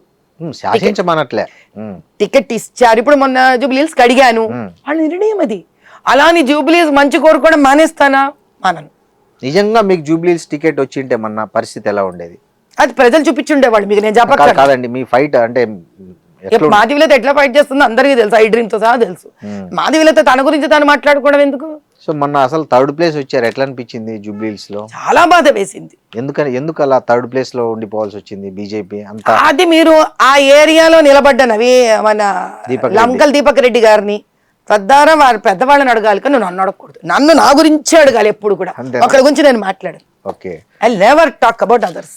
That's my principle. సరే, మాధవీలత గారు ఈ మధ్య ఒక కాంట్రవర్సీ ఏంటంటే నటుడు శివాజీ ఉమెన్ వేసుకునే దుస్తులు మీద ఒక కాంట్రవర్షియల్ స్టేట్మెంట్ చేశాడు. మీ దృష్టికి నాకు తెలియదండి, నాకు రాలేదండి నిజంగా. ఆయన ఏమన్నాడంటే నిండుగా వేసుకోవాలమ్మా హీరోయిన్లు, అలా వేసుకోకుండా సామాన్లు కనిపించేలాగా పోతే మన నిధి అగర్వాల్ మీద ఏదైతే అట్లా జనం మూక దాడి జరిగిందో అలాంటివి వస్తాయి. అసలు ఈవెన్ మీకు పైకి మంచిగా మాట్లాడే వాళ్ళు కూడా లోపల మాత్రం తిట్టుకుంటారు, దరిద్రపు ముండా ఇట్లా బట్టలు వేసుకుంది అని అనుకుంటారు. మంచిగా నిండుగా వేసుకోండి, చూసే గౌరవం ఉంటుంది, నిండుదనం కప్పుకుంటేనే ఎక్కువ గౌరవం వస్తుందని ఒక ఆడియో రిలీజ్ ఫంక్షన్లో చేశాడు. సో దాని మీద నటి అనసూయ తీవ్రంగా స్పందించారు. ఆమె ఏమన్నారంటే స్త్రీలు ఏం వేసుకోవాలో కూడా మీరు చెప్పాల్సిన అవసరం లేదు, స్త్రీలకు ఏది ఇష్టమైతే అది వేసుకుంటారు, మీరు అవన్నీ మీరు గీతలు గీసేయద్దండి ఇప్పటికి కూడా 21వ శతాబ్దంలో.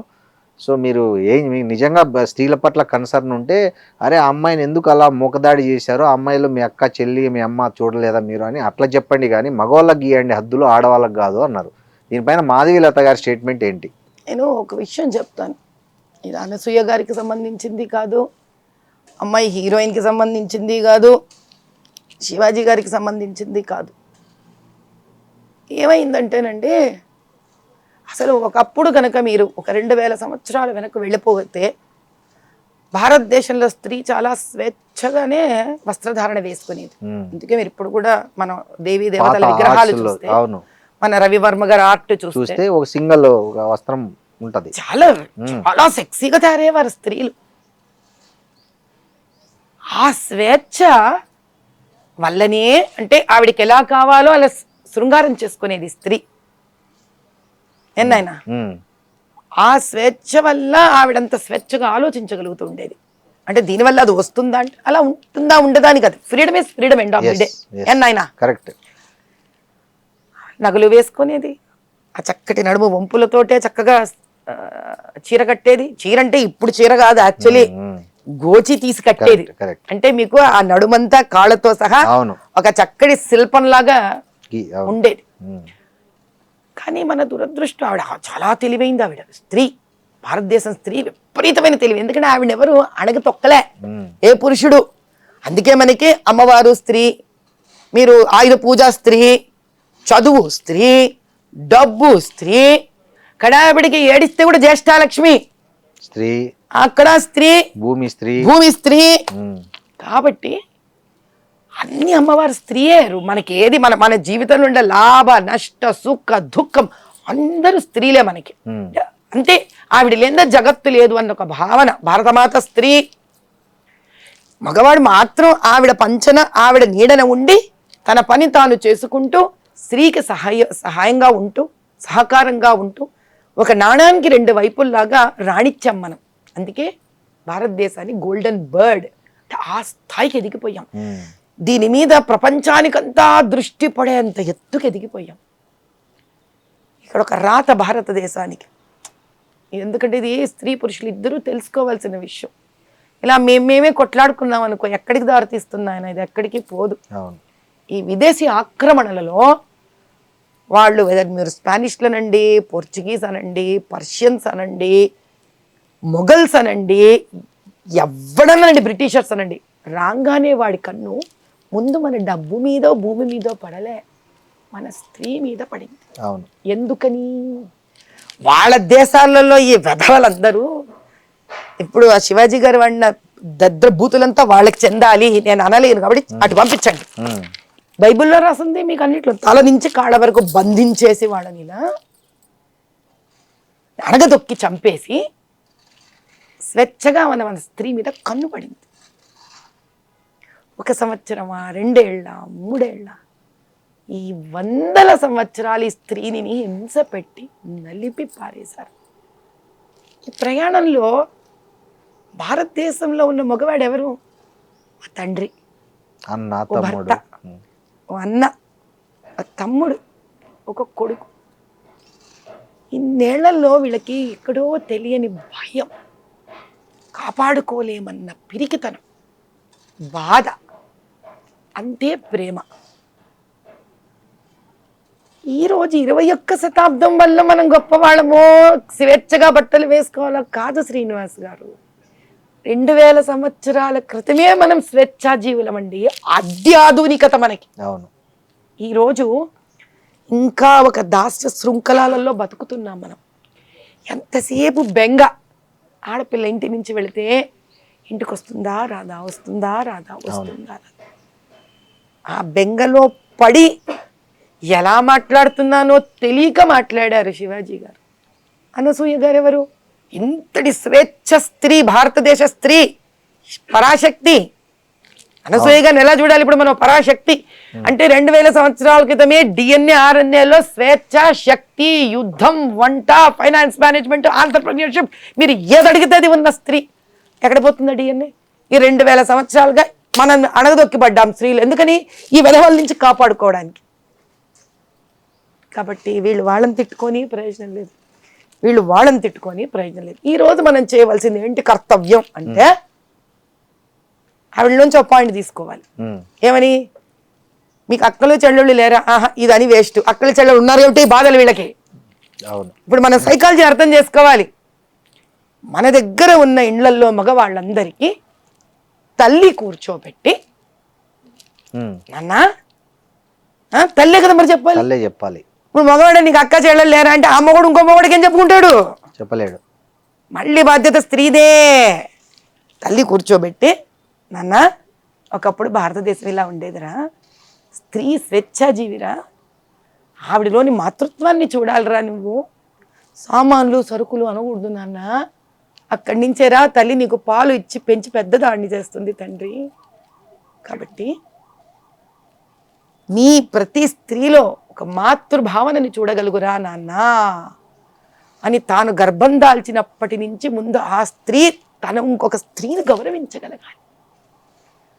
గర్భంలో నుంచి వస్తున్న శిశువులోని కణాలు తయారవుతాయి చూడండి, ఆ సందర్భం అప్పటి నుంచే స్త్రీ మీద భక్తి భావన సనాతన హిందూ ధర్మంలో ఒక ప్రహ్లాదులు లాంటి కొడుకు నాకు పుట్టాలని కోరుకోవాలి. స్త్రీ ఏమి ఇంకా పురుషుడేమి, ఈ సమాజానికి సమస్య తీరినట్టే కదా. ఇప్పుడు ఉన్న తల్లులు ఇంట్లోకి పిలిచి ఈ రోజు నుంచి వాళ్ళని ఏ చిన్న వయసు అయినా సరే గ్రూమ్ చేయడం నేర్పించాలి. తద్వారా సమాజం అక్కడికి మార్పు తెచ్చేంత వరకు స్త్రీలు కూడా వీళ్ళని ప్రేరేపించినట్టుగా కాకుండా కొంచెం జాగ్రత్తగా వీళ్ళు కూడా మసలుకోవాలంటే ఒకటే సైడ్ నుంచి చప్పట్లు రావు కాబట్టి రెండు వర్గాలు కృషి చెయ్యాలి. దేనికి? అటువంటి స్వేచ్ఛ భారతదేశము ఈ బోడి తెల్లోడు నేర్పించిన స్వేచ్ఛ కాదు, అనంత స్వేచ్ఛతోటి 2000 సంవత్సరాల క్రితం ఏ స్త్రీ శక్తివంతురాలుగా బతికిందో అటువంటి స్త్రీ స్వేచ్ఛ మళ్ళీ కలగాలని, యుద్ధం చెయ్యగలగాలని, రాజకీయంలో నిలబడగలగాలని, సంస్కృతం వేదాలను పఠించగలగాలని, యజ్ఞం చేసే హక్కు రావాలని, జన్యుధారణ చేసుకోగలగాలని, అటువంటి భారతనాటి కావాలి. మళ్ళీ ఒక గార్గి రావాలి, ఒక లోపాముద్ర రావాలి, ఒక సీతమ్మ వారు రావాలి, వీళ్ళందరూ తిరిగి రావాలి మళ్ళీ భారతదేశంలో. వీళ్ళేంటయ్యా మనకు నేర్పించేది? అటువంటిది రావాలని మళ్ళీ రెండు వర్గాలు కోరుకోవాలి, అప్పుడు పరిష్కారం దొరుకుతుంది. అంతేగాని ఇద్దరిది తప్పు కాదు, ఇద్దరిలో రెండు పక్కల తప్పులు ఉన్నాయి, ఇద్దరిలోనూ తప్పులు లేవు. ఇద్దరిలో ఎవరి మీద ఎవరికి కోపాలు లేవు, ద్వేషాలు లేవు, భయం బాధ. ఇప్పుడు Asaduddin Owaisi politics clean politics చేస్తున్నాడా, పొల్యూటెడ్ పాలిటిక్స్ చేస్తున్నాడా మీ దృష్టిలో? నేను ఎప్పుడు జై పాలస్తీన్ అనలేదండి, నేను జై పాలస్తీన్ అనలే. ఓకే, నాకు బుద్ధుడికి నేను ఎప్పుడు జై భారత్ మాతాకి జై అనను అని అనలే. నేను బుద్ధి ఎరిగి ఎప్పుడు రామచంద్రుడి తల్లి కౌసల్యాదేవిని తిట్టలే. నేను బుద్ధి ఎరిగి ఎప్పుడు మా తమ్ముళ్ళు అక్క చెల్లెళ్ళు అన్నదమ్ములు భాగ్యలక్ష్మీదేవి అమ్మవారు ఇంటికి వచ్చి గిన్నెలు దోముతుందని నేను అనలే. నేను బుద్ధి ఎరిగి ఏ రోజు హిజాబ్ వేసుకోకపోతే నువ్వు స్త్రీవే కాదు, ఉత్తరప్రదేశ్లో మగవాడు పెళ్ళాన్ని ఇద్దరు చిన్న ఆడబిడ్డల్ని ఇద్దరిని ఒక ముస్లిం హిజాబ్ వేసుకోలేని చంపేసినా కూడా మాట్లాడకుండా ఉంటాను. ఇవన్నీ మరి క్లీన్ పాలిటిక్స్ ఎట్లయితాయో నాకు తెలియవండి. I don't know if this is clean politics. మరి 11 ఏళ్ళుగా 11 ఏళ్ళు కాదు 45 ఏళ్ళు ఆయన చేస్తున్నది, కానీ 11 ఏళ్ళుగా కేంద్ర ప్రభుత్వంలో ఉన్న మోడీ గారు కానీ అమిత్ షా గారు కానీ ఏ రాష్ట్రంలో చాలా రాష్ట్రాల్లో ఉన్న మత రాజకీయ నాయకుల పట్ల కానీ లేకపోతే వివిధ ప్రతిపక్ష నాయకుల మీద కానీ అవినీతి కేసులు, ఈడీ కేసులు, ఇన్ని కేసులు పెట్టారు. ఇంతవరకు ఒక్క సింగల్ కేసు అసదుద్దీన్ మీద ఎందుకు లేదంటారు? అసదుద్దీన్ని సపోర్ట్ చేసే కొన్ని సంస్థలు ఉన్నాయి. ఏంటంటే అసదుద్దీన్ సపోర్ట్ చేసే కొన్ని సంస్థలు ఉన్నాయి, వాళ్ళందరి మీద కూడా ఈడీ రైడ్లు జరిగాయి. అవునా? మీరు తీయండి, బయట తీయండి. పోనీ అసదుద్దీన్ ఏ రోజైనా ఏ కేసు అయినా బ్యారిస్టర్ లాగా ఏదన్నా పోరాడడం చూసారా మీరు? రోజు దాకా చరిత్రలో లేదు. పోరాడకపోయినా అంటే డబ్బులు ఎక్కడి నుంచి వచ్చాయి మరి? అదే అద్దె కొంప నుంచి, ఒక అద్దె కొంప నుంచి ఎవడో ఇలా ఇసిరేస్తే వచ్చిన ఒక బైకు నుంచి మరి 5 ఎకరాలు కూతురికి కోట్లలో ఎంగేజ్మెంట్. మేబట్టి వాళ్ళన్నా వ్యాపారస్తులు. ఎక్కడి నుంచి వచ్చిందంటే ఎక్కడి నుంచి వచ్చిందో దాన్ని చెయ్యాలి ఈడీ రైడ్. చేశారా? ఎక్కడ చేశారు చెప్పండి, మరి ప్రేక్షకులకు తెలవని. అంటే మీరు ఇప్పుడు నన్ను ఇలా సడన్ గా అడుగుతున్నారు కాబట్టి పేరు స్ఫురించట్లేదు. చార్మినార్ వైపు మీరు వెళుతూ ఉంటే, ఎయిర్పోర్ట్ వైపు వెళ్తుంటే అన్ని వాళ్ళ షాపులే, వాళ్ళవే ఇవి ఉంటాయి. ఏది మన ఫంక్షన్ హాల్స్ అన్ని వాళ్ళవే ఉంటాయి. వాళ్ళందరినీ చేశారు, ఈడీ రైడ్లు జరిగాయి వాళ్ళ మీద, భయంకరంగా జరిగాయి, ఇంకా జరుగుతాయి, ఇంకా జరుగుతాయి. ఎందుకంటే మరి దాంట్లో తేలింటది కదా, ఒకవేళ నిజంగా వాళ్ళు ఎంఐఎం కు ఫండ్ ఇచ్చింది అంటే ఇది ఒక వన్ డే ప్రాసెస్ కాదు ఇది. ఓకే, ఇది ఒక రోజు ప్రాసెస్ కాదు. 11 years దిస్ ఈజ్ సరిపోలేదా? 11 అంటే రాగానే అసదుద్దీన్ పట్టుకుంటే మీకు దేశంలో వెళ్ళే బాధలు ఏవేంటి?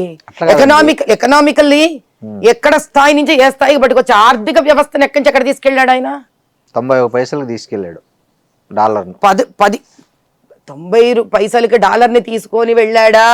90 రూపాయలకి డాలర్ని తీసుకొని వెళ్ళాడా అనేది కనుక మీరు మాట్లాడదలుచుకుంటే 10వ స్థానంలో ఆర్థికంగా ఉన్న దగ్గర నుంచి కూడా ఆయన 5వ స్థాయికి కూడా తీసుకొని వెళ్ళాడు. జీడిపి 65 సంవత్సరాల నుంచి సర్వనాశనం చేసిన దాన్ని 11 ఏళ్లలో ఆ మాత్రం తీసుకొని రాగలగడం అంటే చిన్న విషయం కాదు. ఉండండి, అటు పక్కన పాకిస్తాన్ ఆక్యుపైడ్ స్థానం నుంచి టెర్రరిస్టులు వచ్చి అన్యాయంగా ఆడకూతుళ్ళ సౌమంగళ్యాన్ని తీసేస్తే బార్డర్ మొత్తం ఆగకుండా నిరవధికంగా పోరాడి వాళ్ళ స్థానాన్ని వాళ్ళకి చూపించడమే కాకుండా అటు పక్కన న్యూక్లియర్ వెపన్ని కూడా వేసి వాళ్ళ న్యూక్లియర్ స్టేషన్ని కూడా ధ్వంసం చేయడం అంటే చిన్న పన్న విషయం కాదు. ఇందిరాగాంధీ గారు ఎప్పుడో చేశారు కదా. అదిగా చూసాం కదా ఎంత బాగా చేశారో ఆవిడ, ఎంతమంది చచ్చిపోయారో తెలుసుగా మాకు. ఆవిడ చేసిన ఘనకార్యంలో ఏదో మనము గొప్పగా ఫీల్ అవడం కాదు. ఈరోజు మన వెస్ట్ బెంగాల్ ఆ బంగ్లాదేశ్ వల్లే హింస పడుతోంది. ఆ బంగ్లాదేశ్ లోనే మనవాడు హిందువు రోడ్డు మీద తగలబడి చచ్చిపోయాడు ఈరోజు. ఆ జార్ఖండ్ అటు పక్కన మీరు వెళ్ళి చూస్తే హృదయ విదారకంగా ఉంటుంది. అంటే ఏడుపు వస్తుంది అక్కడ స్త్రీలు పడే బాధలు. నిజమే గానీ మరి మన ఎందుకు RSS గాని మోడీ గాని బంగ్లాదేశ్ లో హిందువులపై జరుగుతున్న ఇన్ని ఆ ఘోరాల మీద ఎందుకు స్పందించట్లేదు? ఎందుకు అంతర్జాతీయ ఇక్కడ ఎందుకు చేయట్లేదు అంటారు మీరు, దాని తర్వాత ఏమో అక్కడ ఎందుకు చేయట్లేదు అంటారు మీరు. ఒక చిన్న విషయం చెప్తా. మోదీ గారు చాలా కాలం క్రితమే ఆయన పవర్లోకి వచ్చాక రైతులందరినీ కూడా సంరక్షించడానికి కాపాడడానికి కొత్తలోనే ఆయన దాన్ని ప్రైవేటైజ్ చేసి కార్పొరేట్ స్టైల్ పట్టుకొద్దాము, మధ్యలో ఉన్న మిడిల్ మ్యాన్ని తీసేద్దామని చాలా స్వచ్ఛందంగా ముందుకు వచ్చాడు ఆయన. అది కూడా అదానికి ఇద్దామనే మీరు ఇప్పుడు అదానికి ఇవ్వదలుచుకుంటే గనక మీరు రైతులందరూ బాగుపడుతుంటే ఒక అదాని కాకపోతే ఒక సుడానీ పేరు ఉంటుంది. పేర్లో ఏముందండి, భలే చెప్తారు మీరు. రాజీవ్ గాంధీ లాగా బోఫర్స్ ఆయన తీసేసుకోలే కదా, ఏదో తలకాయకి ఇవ్వాలి. ఈ తలకాయో ఆ తలకాయో ఆ తలకాయో ఆ తలకాయో తలకాయని చూస్తారా మీరు? వాళ్ళకి లాభం జరిగిందా లేదా చూస్తారా? బోఫోర్స్ అలా కాదు. ఇటలీకే రాజీవ్ గాంధీ అత్తగారింటికి ఇచ్చుకున్నాడండి. అవన్నీ మాడుకుందాం మనం. మరి అట్లాంటప్పుడు అప్పుడు ఐ డ్రీమ్ కి 1 ఎపిసోడ్ సరిపోదు, నాతోటి ఎపిసోడ్లు చేయవలసి వస్తుంది. కాబట్టి విషయం ఇక్కడ ఏమిటి అని అంటే తల మస్తకం కశ్మీర్ ఆర్టికల్ 360 వినండి, ఒకటి కాదు ఇక్కడ రద్దయింది. ట్రిపుల్ తలాక్ ఒకటి కాదు ఇక్కడ రద్దయింది. ఆయన 11 ఏళ్లలో ఒక జీవిత కాలంలో 65 ఏళ్లలో ఏ ప్రధానమంత్రి చేయలేదు, పివి నరసింహారావు గారు తప్ప. అటల్ బిహారీ వాజ్పేయి గారు చాలా చిన్న పాకెట్లో ఉన్నారు, అప్పుడు ఆయన పివి నరసింహారావు గారు సహాయపడ్డారు. వీళ్ళు తప్ప ఎవ్వరూ చెయ్యలేనిది ఆ తూటాలు ఆయన పక్కన పెట్టుకొని ఆయన నిరవధికంగా శ్రమిస్తూ ఉన్నారు. దాని ఫలితమే వస్తున్నారు. Is solving one after the other. ఆయన తల్లిదండ్రులు ఏమి రాజకీయ రంగప్రవేశం ఉన్నవాళ్ళు కాదు. ఒక రాష్ట్రానికి ముఖ్యమంత్రి అవడం వేరు, ప్రధానమంత్రిగా ఆ సీటులో ఒకసారి కాదు, 2 సార్లు కాదు, 3వ సారి కూడా వచ్చి కూర్చొని దాన్ని పరిపాలించగల శక్తిని ఆయన చూపిస్తూనే ఉన్నారు. నేనేమంటానంటే ఇప్పుడు అల్లర్లు జరుగుతుంటే ఒక ఐక్యరాజ్య సమితికో ఒక అంతర్జాతీయ న్యాయస్థానానికో లేకపోతే ఒక దానికి మాట్లాడడం కానీ కనీసం ఒక భరోసా ఇవ్వడం ఎందుకు జరగట్లేదు అంటున్నా నేను. ఇప్పుడు RSS 100 years ఉత్సవాలు జరుగుతున్నాయి, కనీసం అక్కడైనా మాట్లాడాలి. ఏం చేస్తున్నారు మీకేం తెలుసు, నాకేం తెలుసు అండి. ప్రాక్టికల్ మీకు అర్థం కాలే. సంఘము RSS భూమి మీద ఆన్ ఫీల్డ్ ఏం చేస్తుందో తెలియాలంటే ఫస్ట్ మీరు ఒక కెమెరాని తీసుకొని వినండి. RSS ఎప్పుడు బయటకు వచ్చి మాట్లాడలే. RSS ఏ రోజు బయటకు వచ్చి ఏదో దేశభక్తి పరంగా 2 ముక్కలు మాట్లాడతారు తప్ప వాళ్ళు ఏ రోజు రాజకీయ పరంగా మాట్లాడరు. వాళ్ళలో గొప్పతనం ఏం తెలుసా, తనను తానే విశ్లేషించుకునే గొప్పతనం ఉంది RSS కి. ఎవ్వడికి లేని గొప్పతనం RSS సంఘకుంది. పూర్తి వినండి. అనుభూతి తెలపడానికి ఏంటండి? సానుభూతి నోటితో తెలిపితే ఏం చేస్తారండి? చచ్చిన వ్యక్తి ప్రాణం బయటకు వస్తుందా? రాదు. ఢిల్లీలో మొన్న బంగ్లాదేశ్ హై కమిషన్ మీద అటాక్ చేసింది ఎవరండి? ఎవరు విహెచ్పి సంఘు వాళ్ళేనండి చేసింది. ఏ రాజకీయ నాయకుడు ఏం చేయలే, వాళ్ళే చేశారు. అతి పెద్ద దండయాత్ర చేశారు దాని మీద. వాళ్ళు చెయ్యని పని లేదు, వాళ్ళు కాపాడని స్థానం లేదు. ఇది ఎందుకు సమస్య వస్తుందో మీకు చెప్తా. అక్కడ గనక ఏ బంగ్లాదేశీ విద్రోహకారులు హిందువుని కలిస్తే, ఇక్కడ హమాసు పాలస్తీనా ఇజ్రాయెల్ గొడవలు జరిగితే అసదుద్దీను ఇజ్రాయెల్ మ్యాప్ వేసి మనుషులను నడిపించడము, జై పాలస్తీన్ అన్నాడే, ఏ ఆ వ్యక్తికి హిందూ మీద ఇదే ఇస్లామిక్ కంట్రీస్ అన్యాయం చేస్తుంటే నోరు తగలదా? ఎంతసేపు ఆర్ఎస్ఎస్ విహెచ్పి మోదీ గారు మాట్లాడాలా? ఎందుకు? వీళ్ళకి హిందువులు ఇక్కడ దేశం వాడు కాదా? అక్కడ అన్యాయం జరిగితే హమ్మస్ నీకు కనిపిస్తుందా? ఇక్కడ అన్యాయం నీకు కనిపించట్లేదా? నువ్వు మాట్లాడవా? నీ తమ్ముడు మాట్లాడా? కాంగ్రెస్ మాట్లాడదా? రాహుల్ గాంధీ మాట్లాడా? ఇది కావాలి. ఎంతసేపు ఒక హిందువుని కాపాడుకోవడం మా హిందువుల బాధ్యతేనా? వేరే వేరే దేశాల్లో ఉన్న ముస్లింల కోసం మీరు తట్టుపడాయించట్లేదు. ఇక్కడ చేస్తున్న ర్యాలీ ఎవరు చేశాడు? ఏం ర్యాలీ? కాదు అసదుద్దీన్ ఏం ర్యాలీ చేశాడు? బయట చెప్పండి ఇప్పుడు మీరు నాకు. కేవలం భారతదేశంలోని ఒక హిందువుకే పట్టింది ఎక్కడ హిందూ హింసపడుతున్నా కాపాడుకోవడానికి. వీళ్ళు మాత్రం ఇక్కడ తిండి తింటూ, ఇక్కడ డబ్బులు సంపాదిస్తూ, ఇక్కడ డబ్బులు స్కాములు చేసుకుంటూ మేరా పాకిస్తాన్ మేరా హే హమారా హే అంటారా? హిందువు తగలబడిపోతే నోరు తెరిచి మాట్లాడరా? వీళ్ళు ఏ రోజైతే మాట్లాడతారో, వీళ్ళు ఏ రోజైతే ఇక్కడ తగలబెడతారో బంగ్లాదేశ్ పఠాన్ని, సోకాల్డ్ కాంగ్రెస్ అండ్ ముస్లింలు, ముస్లిం రాజకీయ నాయకులు, మౌలానాలు, ముల్లాలు, ఆ రోజు భారతదేశం చుట్టూ ఉన్న ముస్లిం రాజ్యాలు కింద నుంచి వణుకుతాయి హిందువులు ఏమనాలంటే. అది కోరుకోవాలి మనం. కరెక్ట్, మీరు చెప్పింది కరెక్ట్. అది కోరుకోవాలి మనం.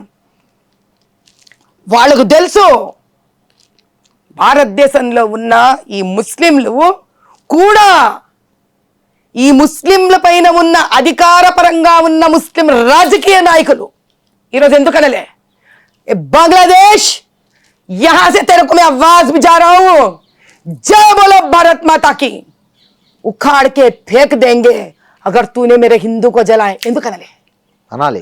రాహుల్ గాంధీ ఎందుకనలే? ప్రియాంక ఎందుకనలే? సోనియా ఎందుకనలే? తమిళనాడులో వాళ్ళు ఎందుకనలే? రేవంత్ రెడ్డి ఎందుకనలే? కేరళలో ఎందుకనలే? వెస్ట్ బెంగాల్ ఎందుకనలే? జార్ఖండ్ ఎందుకనలే? అన్న రోజు భారతదేశం చుట్టుపక్కల ఉన్న ప్రతి కంట్రీ ఒక హిందువుని ముట్టుకోవాలంటే భయపడుతుంది. ఆ మార్పు భారతదేశంలో రావాలి. మేము అందరి కోసం పనిచేస్తామండి. హిందువులు అందరి కోసం పనిచేస్తాం. బీదవాడని బాధ వింటే వాడు ఏ మతమా ఏమో సంబంధం లేకుండా వెళ్ళి సహాయపడతాం. ఎందుకు తెలుసా? చివరికి భారతమాత బిడ్డలు కదా వాళ్ళు అని, మన అన్నదమ్ములే కదా, అక్క చెల్లెళ్ళే కదా అని. సో వాళ్ళు ఏమంటారంటే, మణిపూర్ తగలబడిపోతుంటే ఏ రోజు మోడీ మాట్లాడలేదు. అరే పక్క వాళ్ళ గురించి నీకెందుకురా? మణిపూర్ మందే కదండి. ఈ మాటలు మాట్లాడే వెధవకి ఎవడైతే మాట్లాడాడు అడ్డమైన మాటలు, వాడికి ఫస్ట్ వాడేం చేశాడని అడుగుతున్నా నేను. నీవేం చేసావు?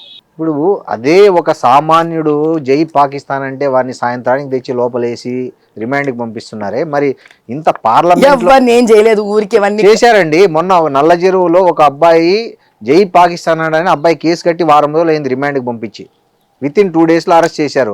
మరి ఇంత పబ్లిక్ గా అంటున్న వాళ్ళ విషయంలో మరి ఎందుకు గమ్మునున్నారు? మరి మీకు ఒక విషయం చెప్తాను చూడండి.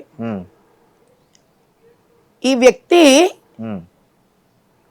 చాలా దొంగ పనులు చేసి దొంగ ఓట్లతోటి అటు ముస్లింల బీద వాళ్ళని కూడా హింస పెడుతూ ఆ డైలీ ఇంట్రెస్ట్ల మీద రన్ అయితే చూడండి.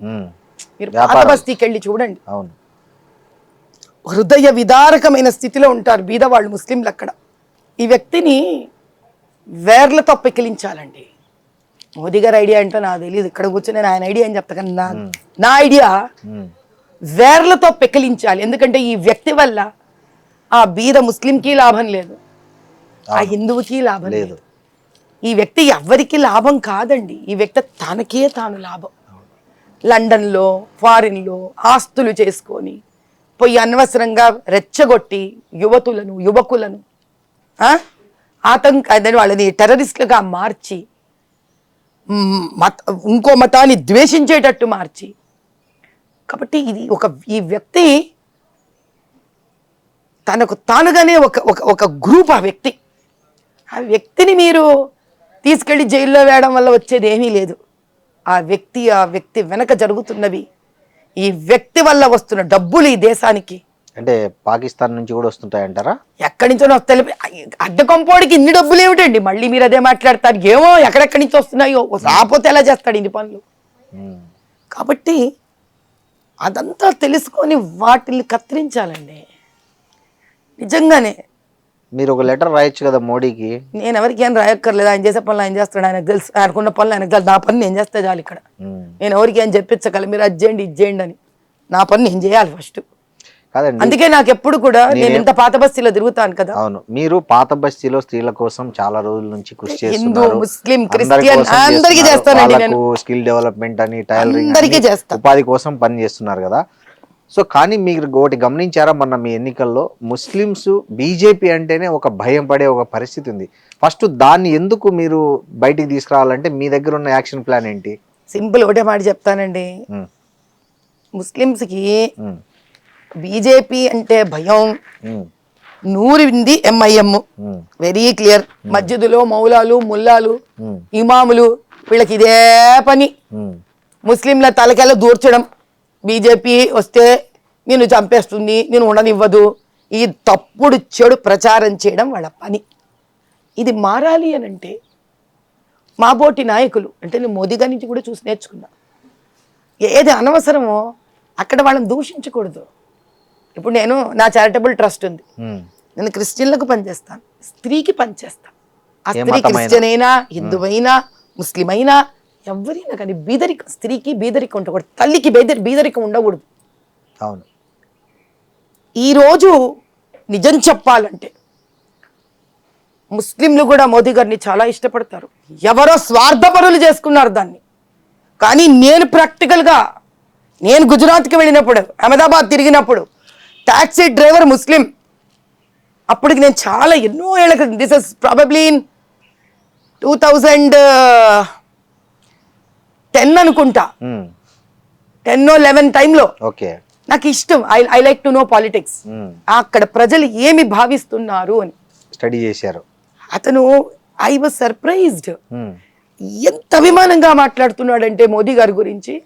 ఆయన అన్నాడు, అమ్మా పతంగులు ఇక్కడ ఇది వరకు చేసేదంతా మేము ముస్లింసే పతంగులు చేసేది. అవును, చాలా పెద్ద పతంగుల పండగని ఆయన చాలా దూరం తీసుకెళ్ళాడు. దానివల్ల మా ఎంతో మందికి దాని మీద ఆధారపడిన వాళ్ళకి ఒక సుస్థిరత వచ్చింది, ఒక జీవనాధారం వచ్చింది. కాబట్టి వాళ్ళదేముందండి, తన కోసం బతికే ఎంఐఎం లాంటి వాళ్ళు స్వార్థపరులు. ఈరోజు కేరళలో కమ్యూనిస్టు పార్టీలు లాంటి వాళ్ళు, ఆ వెస్ట్ బెంగాల్లో మమతా బెనర్జీ లాంటి వాళ్ళు, వాళ్ళకి ఏం పోయిందండి? తెలంగాణ బీజేపీ బండి సంజయ్ గారు కూడా ఇట్లాంటి స్టేట్మెంట్స్ ఇస్తుంటారు కదండి. మన జూబ్లీ హిల్స్ ఎన్నికల్లో కూడా టోపీ ఉన్నోనికి టోపీ లేనోనికి మధ్య పోరాటం ఇది అంటే అప్పుడు సామాన్య ముస్లిం కూడా జనరలైజ్ చేయడం కరెక్ట్. నా స్టేట్మెంట్స్ వేరే, మీరు నాది నా వరకే, మీకు ఇది వరకు కూడా చెప్పాను. నేను వేరే వాళ్ళ గురించి వాళ్ళు ఏం మాట్లాడుతున్నట్టు మీరు వాళ్ళతో ఇంటర్వ్యూ చేసుకోండి. ఓకే, నాతోనే మాట్లాడండి. Very simple. నేను అనేది అట్లాంటి స్టేట్మెంట్స్ వల్ల కూడా బీజేపీ అంటే భయం ఏర్పడుతుంది కదా అని నా ఆ స్టేట్మెంట్ తో బీజేపీకి భయం ఏర్పడుతుంటే ఈ మేరా పాకిస్తాన్ అన్నప్పుడు భయం వేయట్లేదా ముస్లింలకు కూడా? హిందువులకు భయం వేయదా? కాబట్టి ఎందుకంటే ఊరికే ఏదో కోతి మన రొట్టె ముక్కలా తయారవుతుంది. కాబట్టి మీరు మాట్లాడతాం, మళ్ళీ నేను మాట్లాడతాను, టాపిక్ డైవర్ట్ అయిపోతాం. ఓకే, చెప్పండి. బేసిక్ గా ఇక్కడ ఎవరైతే జెన్యున్ గా భారతదేశ పౌరులు ఉన్నారు, ముస్లింల గురించి క్రిస్టియన్ల గురించి, వాళ్ళు ముస్లింలు క్రిస్టియన్ కానీ భారత పౌరులు భయంకరమైన బీదరికాన్ని అనుభవిస్తున్నారు. వాళ్ళని మనం అందరినీ కలుపుకొని మూకమ్మడిగా ముస్లింలు వీళ్ళ వల్ల అవుతుంది అని వాడే ప్రవర్తన వ్యక్తి మోదీ గారు కాదు. ఆయన ఎప్పుడు తన భాషణలో అందరినీ కలిపి ఒక తాటి కింద మాట్లాడారు. ఆయన సమస్యగా తీసుకొని మాట్లాడతారు. అలా ఆయన ఆధ్వర్యంలో, అలా ఆయన వ్యక్తిత్వం చూసే నేను బయటకు వచ్చాను. ఎందుకు నేను అందరికీ సహాయపడతాను. నేను పార్దీవాడ బస్తీకి సహాయపడతాను, నేను మా నాయకు బస్తీకి సహాయపడతాను, ఫలక్నుమాలో ఆ పక్కన బ్రిడ్జ్ కింద ఉండే మా ఎస్సీ బస్తీకి సహాయపడతాను, నేను మా కార్వాన్ దగ్గర ఉండే జియాగూడ బస్తీకి సహాయపడతాను. అందరూ నా వాళ్ళే. నాకు ఒక బాధ్యత ఇచ్చాక వీళ్ళందరూ నా వాళ్ళే. బాధ్యత ఇవ్వకముందే అందరితో కలిసి పనిచేశాను. ఒక సమైక్యతా భావాన్ని పెంపొందించేయడానికి చెడపడంకి ఎంతసేపు అండి చెప్పండి. ఒక పాలంతా పాడడానికి ఒక్క విషబిందువు చాలు. కానీ అది చక్కటి పరవాన్నం అవ్వాలంటే 2 గంటలు వండాలి. ఒక చక్కటి పరవాన్నం అవ్వాలంటే ఆ బెల్లం విరగకుండా పాలు అంత ఈజీ కాదు. కాబట్టి విరగకుండా చక్కటి పరవాన్నం తయారయ్యే భారతదేశం చేయాలనే ప్రయత్నంలో ఆయన ఉన్నారు. అటువంటి తెలంగాణ చేయాలనే ప్రయత్నంలో నేనున్నాను. కాబట్టి అది ఓవర్ నైటో టకటక అవ్వదు కాదండి. మీరు చాలా గట్టి ఫైట్ ఇచ్చారు. అంటే ఎవరు ఊహించలే మీరు అంత గట్టిగా ఫైట్ ఇస్తారని. బహుశా నాకు తెలిసి అసదుద్దీన్ కూడా ఊహించున్నాడు. మీకు తెలుసు అప్పుడు మీకు జరిగిన వెన్నుపోట్లు మీకు తెలిసి ఉంటాయి. దొంగ ఓట్లే పక్కన పెడితే వెన్నుపోట్ల గురించి కూడా మీరు మాట్లాడాల్సి వస్తే ఏం మాట్లాడతారు? వెన్నుపోట్లు లేని ఒక రంగం ఏదుందో చెప్పండి నాకు చూద్దాం. సరే మీ వరకు చెప్పండి. అన్ని జర్నలిజంలో ఉందా? అన్నిట్లో ఉన్నాయండి వెన్నుపోట్లు. అన్నిటికీ సిద్ధపడే ముందుకు రావాలి. ఎవడైనా వెనక నుంచి పోడ్చేవాడి గురించి ఆలోచిస్తారు వ్యక్తి నేను కాదండి. ముందుకు ఎలా వెళ్ళగలనా ఆలోచించే వ్యక్తిని. మొన్నసారి తక్కువ మంది వెన్నుపోటు పొడిచిండే, ఇప్పుడు ఇంకా ఎక్కువ మంది వచ్చి పొడుచుకోండి. రెడీ బస్తమే సవాల్. నన్ను పొడిచేవాడు నా వెనక నుంచి నిలబడి పొడుస్తున్నాడండి. వాడి జీవితం వెనక నిలబడ్డానికి అయిపోలే శ్రీనివాస్ గారు. నేను ముందుకు వెళ్లే మనిషినండి. నేను ఉదయించే సూర్యుడిని. వాళ్ళు వెనక నుంచి పొడిచే అస్తమించే అమావాస్య చంద్రుడు లాంటి వాళ్ళు. ఒకళ్ళు కాకపోతే 10 తృప్తి రాలేదా 100 మంది ధరవండి, రాలేదా 1000 మంది ధరవండి. మీలాంటి వాడు మాది వీళ్ళతను ఆపలేరు. అంటే కాంగ్రెస్ పార్టీ లాంటి పాతుకుపోయినా కానీ బీఆర్ఎస్ లాంటి పార్టీలను గట్టిగా బుద్ధి చెప్పాలన్నా లేదా క్యాడర్ను బాగా మంచిగా మొబిలైజ్ చేయాలన్నా మీలాంటి వాళ్ళు కావాలి. సరే, సో ఆ అవకాశం ఇస్తే మీరు తీసుకోవడానికి రెడీనా? మీకు అర్థం కావట్లేదు. అవకాశం ఇస్తే ఓల్డ్ సిటీలో పోయే పోరాడిన మనిషినండి నేను. ఎక్కడ తగ్గానా ఇంటి నేను అవకాశం ఇచ్చినప్పుడు. సో రెడీ బీజేపీ పగ్గాలు ఇస్తే తెలంగాణకి న్యాయం జరగడం కోసం, తెలంగాణ అభివృద్ధి చెందడం కోసం, ఇప్పటికైనా తెలంగాణకు పట్టిన దరిద్రం వదలడం కోసం నాకు పార్టీ ఏ బాధ్యత ఇచ్చినా శిరస వహిస్తాను. నేను ఆనందంగా చేస్తాను, సంతోషంగా చేస్తాను. పదవిలో ఎంత పెద్దదా చిన్నదా కాదండి, చేసే మనసు పెద్దదై ఉండాలి నాన్న ప్రజల కోసం. మొన్న మోడీ గారు ఎంపీలతో మాట అన్నారని చూసాం, మీరు కూడా చూసింటారు. మీరు సరిగా పర్ఫామ్ చేయట్లేదు, తెలంగాణలో ఇంత చేస్తున్నా కూడా మనం పవర్లోకి రాలేకపోతున్నాము అని. సో దీన్ని ఎట్లా తీసుకోవాలి బీజేపీ క్యాడర్?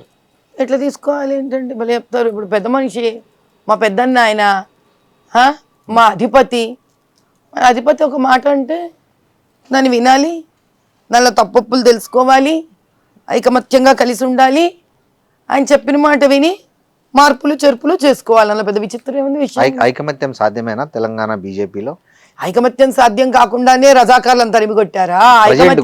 ఎప్పుడైనా మీకు మాట చెప్తానయ్యా శ్రీనివాస్ గారు, ఐకమత్యం అనేది ఒక అవసరం లాంటిది. అవసరం కరెక్ట్, పూర్తి చెప్పనివ్వండి. ఐకమత్యం అనేది ఒక అవసరం లాంటిది.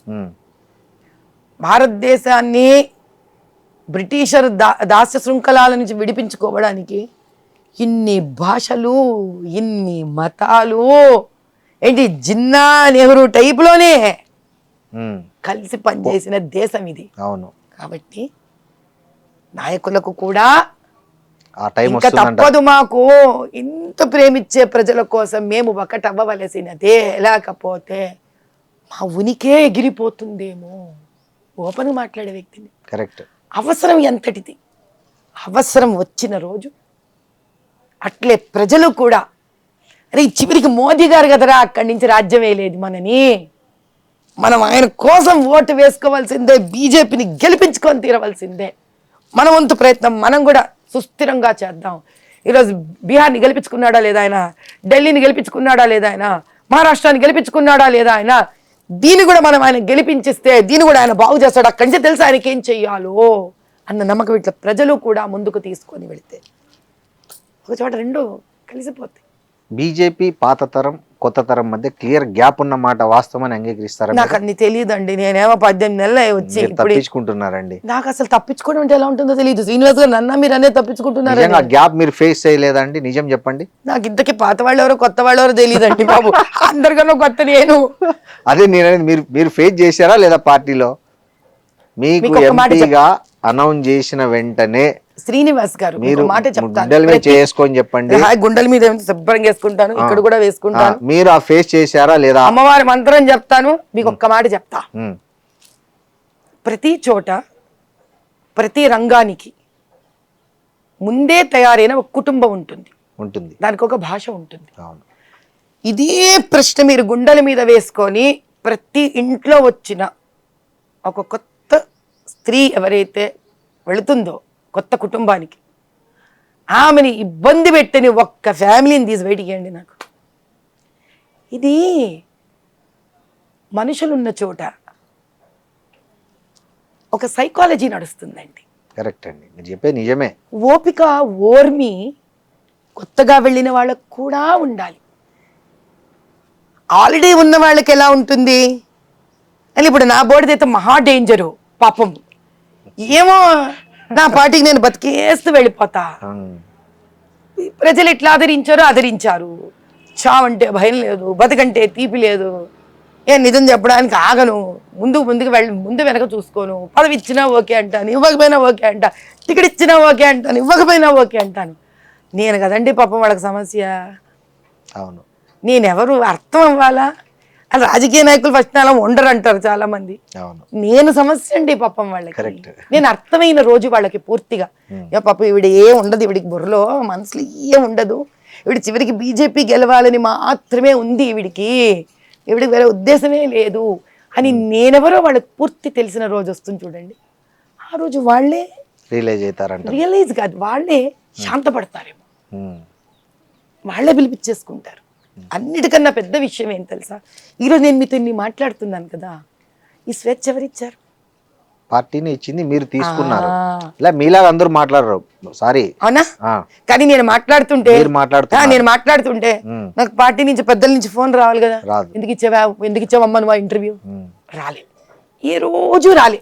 ఇప్పుడు మొన్న మీరు గోరక్షల మీద దాడి జరిగింది, మీరు చాలా ప్రముఖంగా మీరు ఒక్కరే ప్రొటెస్ట్ చేశారు నాకు తెలిసినంత వరకు. లేదండి, ఈటల్ గారు వచ్చారు, అక్కడ బండి సంజయ్ గారు వచ్చారు, కిషన్ రెడ్డి గారు వచ్చారు. ఫస్ట్ నేను చెప్పేది ఏదో ఒకరు ఫస్ట్ భలే ఉందండి. ఇప్పుడు మీరు టికెట్ కొనుక్కోవాలంటే కూడా ఎవడోడు ఫస్ట్ నిలబడతాడు. ఫస్ట్ నేను అనేది బాధ్యతలు ఉన్నవాళ్ళు. ఇప్పుడు కిషన్ రెడ్డి గారు ఒక మంత్రి, కేంద్ర మంత్రి, ఆయన రావాలి. ఈటల ఏమి అట్లా కాదండి, నేను ఖాళీగా ఉన్నా, నేను ఏం చేయలేదు, హోమం చేసుకుంటుంటా దేశం కోసం, తెలంగాణ కవర్ చేస్తున్నారు. కానీ ఫస్ట్ రియాక్ట్ అయింది మీరే. మీరు వచ్చారు ఇంటర్వ్యూకి, అప్పుడు నేను ఏం చేస్తున్నా, హోమం చేసుకుంటున్నా. నేను ఎంత ఖాళీగా ఉండకపోతే దేశం కోసం కూర్చొని హోమం చేసుకుంటుంటా. చెప్పండి, ఖాళీగా ఉన్న వాళ్ళందరూ రియాక్ట్ అవుతున్నారు చెప్పండి బీజేపీలో. ఇప్పుడు మీరు వచ్చారు, నన్ను అడిగారు, రియాక్ట్ అయ్యారు. వాళ్ళ దగ్గర పోండి, అడగండి, వాళ్ళు రియాక్ట్ అవుతారు. ఎవరు చెప్తే పోలే, మీరు స్వచ్ఛందంగా తెలుసుకొని వెళ్ళారు అక్కడికి, వాళ్ళ తరఫున పోరాడారు, నిలబడ్డారు, గట్టిగా ప్రొటెస్ట్ చేశారు. మీకు మాట చెప్తాను, నిజం ఉన్నది చెప్తాను. పాత బస్తీలో యువతరం చాలా మంది ఎవరైతే సనాతన హిందూ ధర్మాన్ని కోసం పోరాడతారో వాళ్ళందరూ అమ్మ అమ్మ అనుకుంటూ నాతో అడపా వచ్చి చర్చించుకుంటూ జనరల్గా ఏం చేద్దాం, ఎట్లా చేద్దామని వాళ్ళతో నేను టచ్లో ఉంటానండి. ఒక రాజకీయంగా వాళ్ళని ఏదో వాడేస్తాను అన్న వ్యక్తిలా చూడరు నన్ను. ఏదో వెళదాము, 2 సలహాలు తీసుకుందాము, అమ్మ ధైర్యం మనతో ఉంటే బాగుంటుంది అన్న ధోరణిలో నా పిల్లల్లా ఉంటారు వాళ్ళు. మీరు నమ్మితే నమ్మడి, లేకపోతే లేదు. అది జరిగి పిల్లాడు అలా హాస్పిటల్ అడ్మిట్ అయినప్పుడు నేను వంట చేస్తున్నాను రాత్రి, నాకు ఫోను వేడ్చుకుంటూ ఫోను, అమ్మా అన్యాయం అయిపోయిందమ్మా, ఇట్లా అన్యాయం అయిపోయిందంటే ఒక 10 నిమిషాలు ఇలా స్టవ్ ఆఫ్ చేసి వస్తా, ఓపెన్గా చెప్తున్నా నేను ఇది. వాడి ఫోన్ నువ్వు పెట్టరా బాబు, నువ్వు పెడితేనే కదా నేను 5 నిమిషాల్లో వంట ముగించుకొని వస్తానని 10 నిమిషాలలో వంట ముగించుకొని హడావిడిగా అక్కడి నుంచి పరిగెత్తి వెళ్ళా. ఈ పరిగెత్తి వెళ్ళడంలో ఆ పిల్లాడు పాప ఏడుస్తూ నాకు ఫోన్ చేయడంలో, నేను ఈ 10 నిమిషాలు వంట ముగించడంలో నేను అప్పుడే నంబర్ 1 అయ్యానా, 2 అయ్యానా, 3 అయ్యానా, 4 అయ్యానా, నాకు అట్లని కాదు, నాకు అంటే ఇంత తెలియదండి. ఓవరాల్ గా బీజేపీకి సంబంధించి కార్యకర్తలకు కానీ ఆ భావజాలం ఉన్న వాళ్ళకి కష్టం వస్తే ఫస్ట్ రెస్పాండ్ అయ్యే వాళ్ళు మంచిదే కదా. మాధవీలత ఉంటారు అనే క్రెడిట్ మీకు వచ్చిందండి. ఓన్లీ మంచిదండి, చాలా ఆనందం. ఇది ఉందని కూడా తెలియదు. ఈరోజు ఐ డ్రీమ్ శ్రీనివాస్ ద్వారా ఇది కూడా తెలుసుకున్నా, అంటే సంతోషం. మిగతా అందరూ కూడా అలా స్పందించే రోజు వస్తుందని మీరు అనుకుంటున్నారా అంటున్నారు? అందరూ స్పందిస్తున్నారు, ఎవరు వాళ్ళ పద్ధతిలో స్పందిస్తున్నారు. ఓకే, అందరం స్పందిస్తున్నాం, ఒక్కొక్కరితో ఒక పద్ధతి అంతే. హైదరాబాద్ అనేది ఒక మిక్స్డ్ సొసైటీ, అంటే మెట్రో సిటీ. అవును, విభిన్న జాతులు, విభిన్న కులాలు, విభిన్న అయ్యో మీరు విభిన్న దేశవాసులు కూడా ఉన్నారు. మీరు ఆ ఫిలిం నగర్ బంజారా హిల్స్ దగ్గర పోండి, అవును, పారామౌంట్ అపార్ట్మెంట్ కి వెళ్ళారంటే చిట్ట వణుకుతారు మీరు. ఎందుకు? అయ్యో అసలు ఎవరెవరో ఉంటారు అక్కడ. అయ్యో బాబు, సరే పోన్లేండి, మీ ప్రశ్న ముగించండి. ఇలాంటి ఒక మిక్స్డ్ సిటీలో హిందుత్వ అనే కాన్సెప్ట్ మీదే రాజకీయాల్లో బాగా ఫేమస్ అయినటువంటి బీజేపీ పార్టీ నుంచి మీరు ఒక ఏదైనా ఒక రెడ్ లైన్ కానీ డెడ్ లైన్ కానీ గీసుకోవాల్సి వస్తే ఎక్కడ ఆపుతారు? అంటే ఒక దీన్ని హిందుత్వ గురించి మాట్లాడాలన్నా, రాజకీయానికి హిందుత్వానికి సంబంధం లేదని లేదు నేను అనేది. మళ్ళీ మీకు అదే చెప్తాను, నేను అదే మాట్లాడతాను. నా దగ్గర ఎంతో మంది పాత బస్తీ నుంచి స్త్రీలు, పిల్లలు, మార్వాడీస్, ముస్లింలు అందరూ వస్తారు. కళ్ళ నీళ్లు పెట్టుకొని వచ్చిన నా కాన్స్టిట్యుయెన్సీ వాళ్ళని ఏ రంగుతో నన్ను చూడమంటారు? మీరు చూడరు. నాకు అదే భారతీయ జనతా పార్టీ. భారతీయ జనతా పార్టీలో 2 రంగులు ఉంటాయి, కాషాయం ఉంది, ఆకుపచ్చ ఉంది. మీరు ఆకుపచ్చ అంటారు. ఆకుపచ్చ అంటే ఐ మీన్ అందరినీ సమాన దృష్టితో చూసే మాధవి. ఇది ఒక మతం రంగు, అది ఒక మతం రంగు. అర్థమైంది? అర్థమైంది.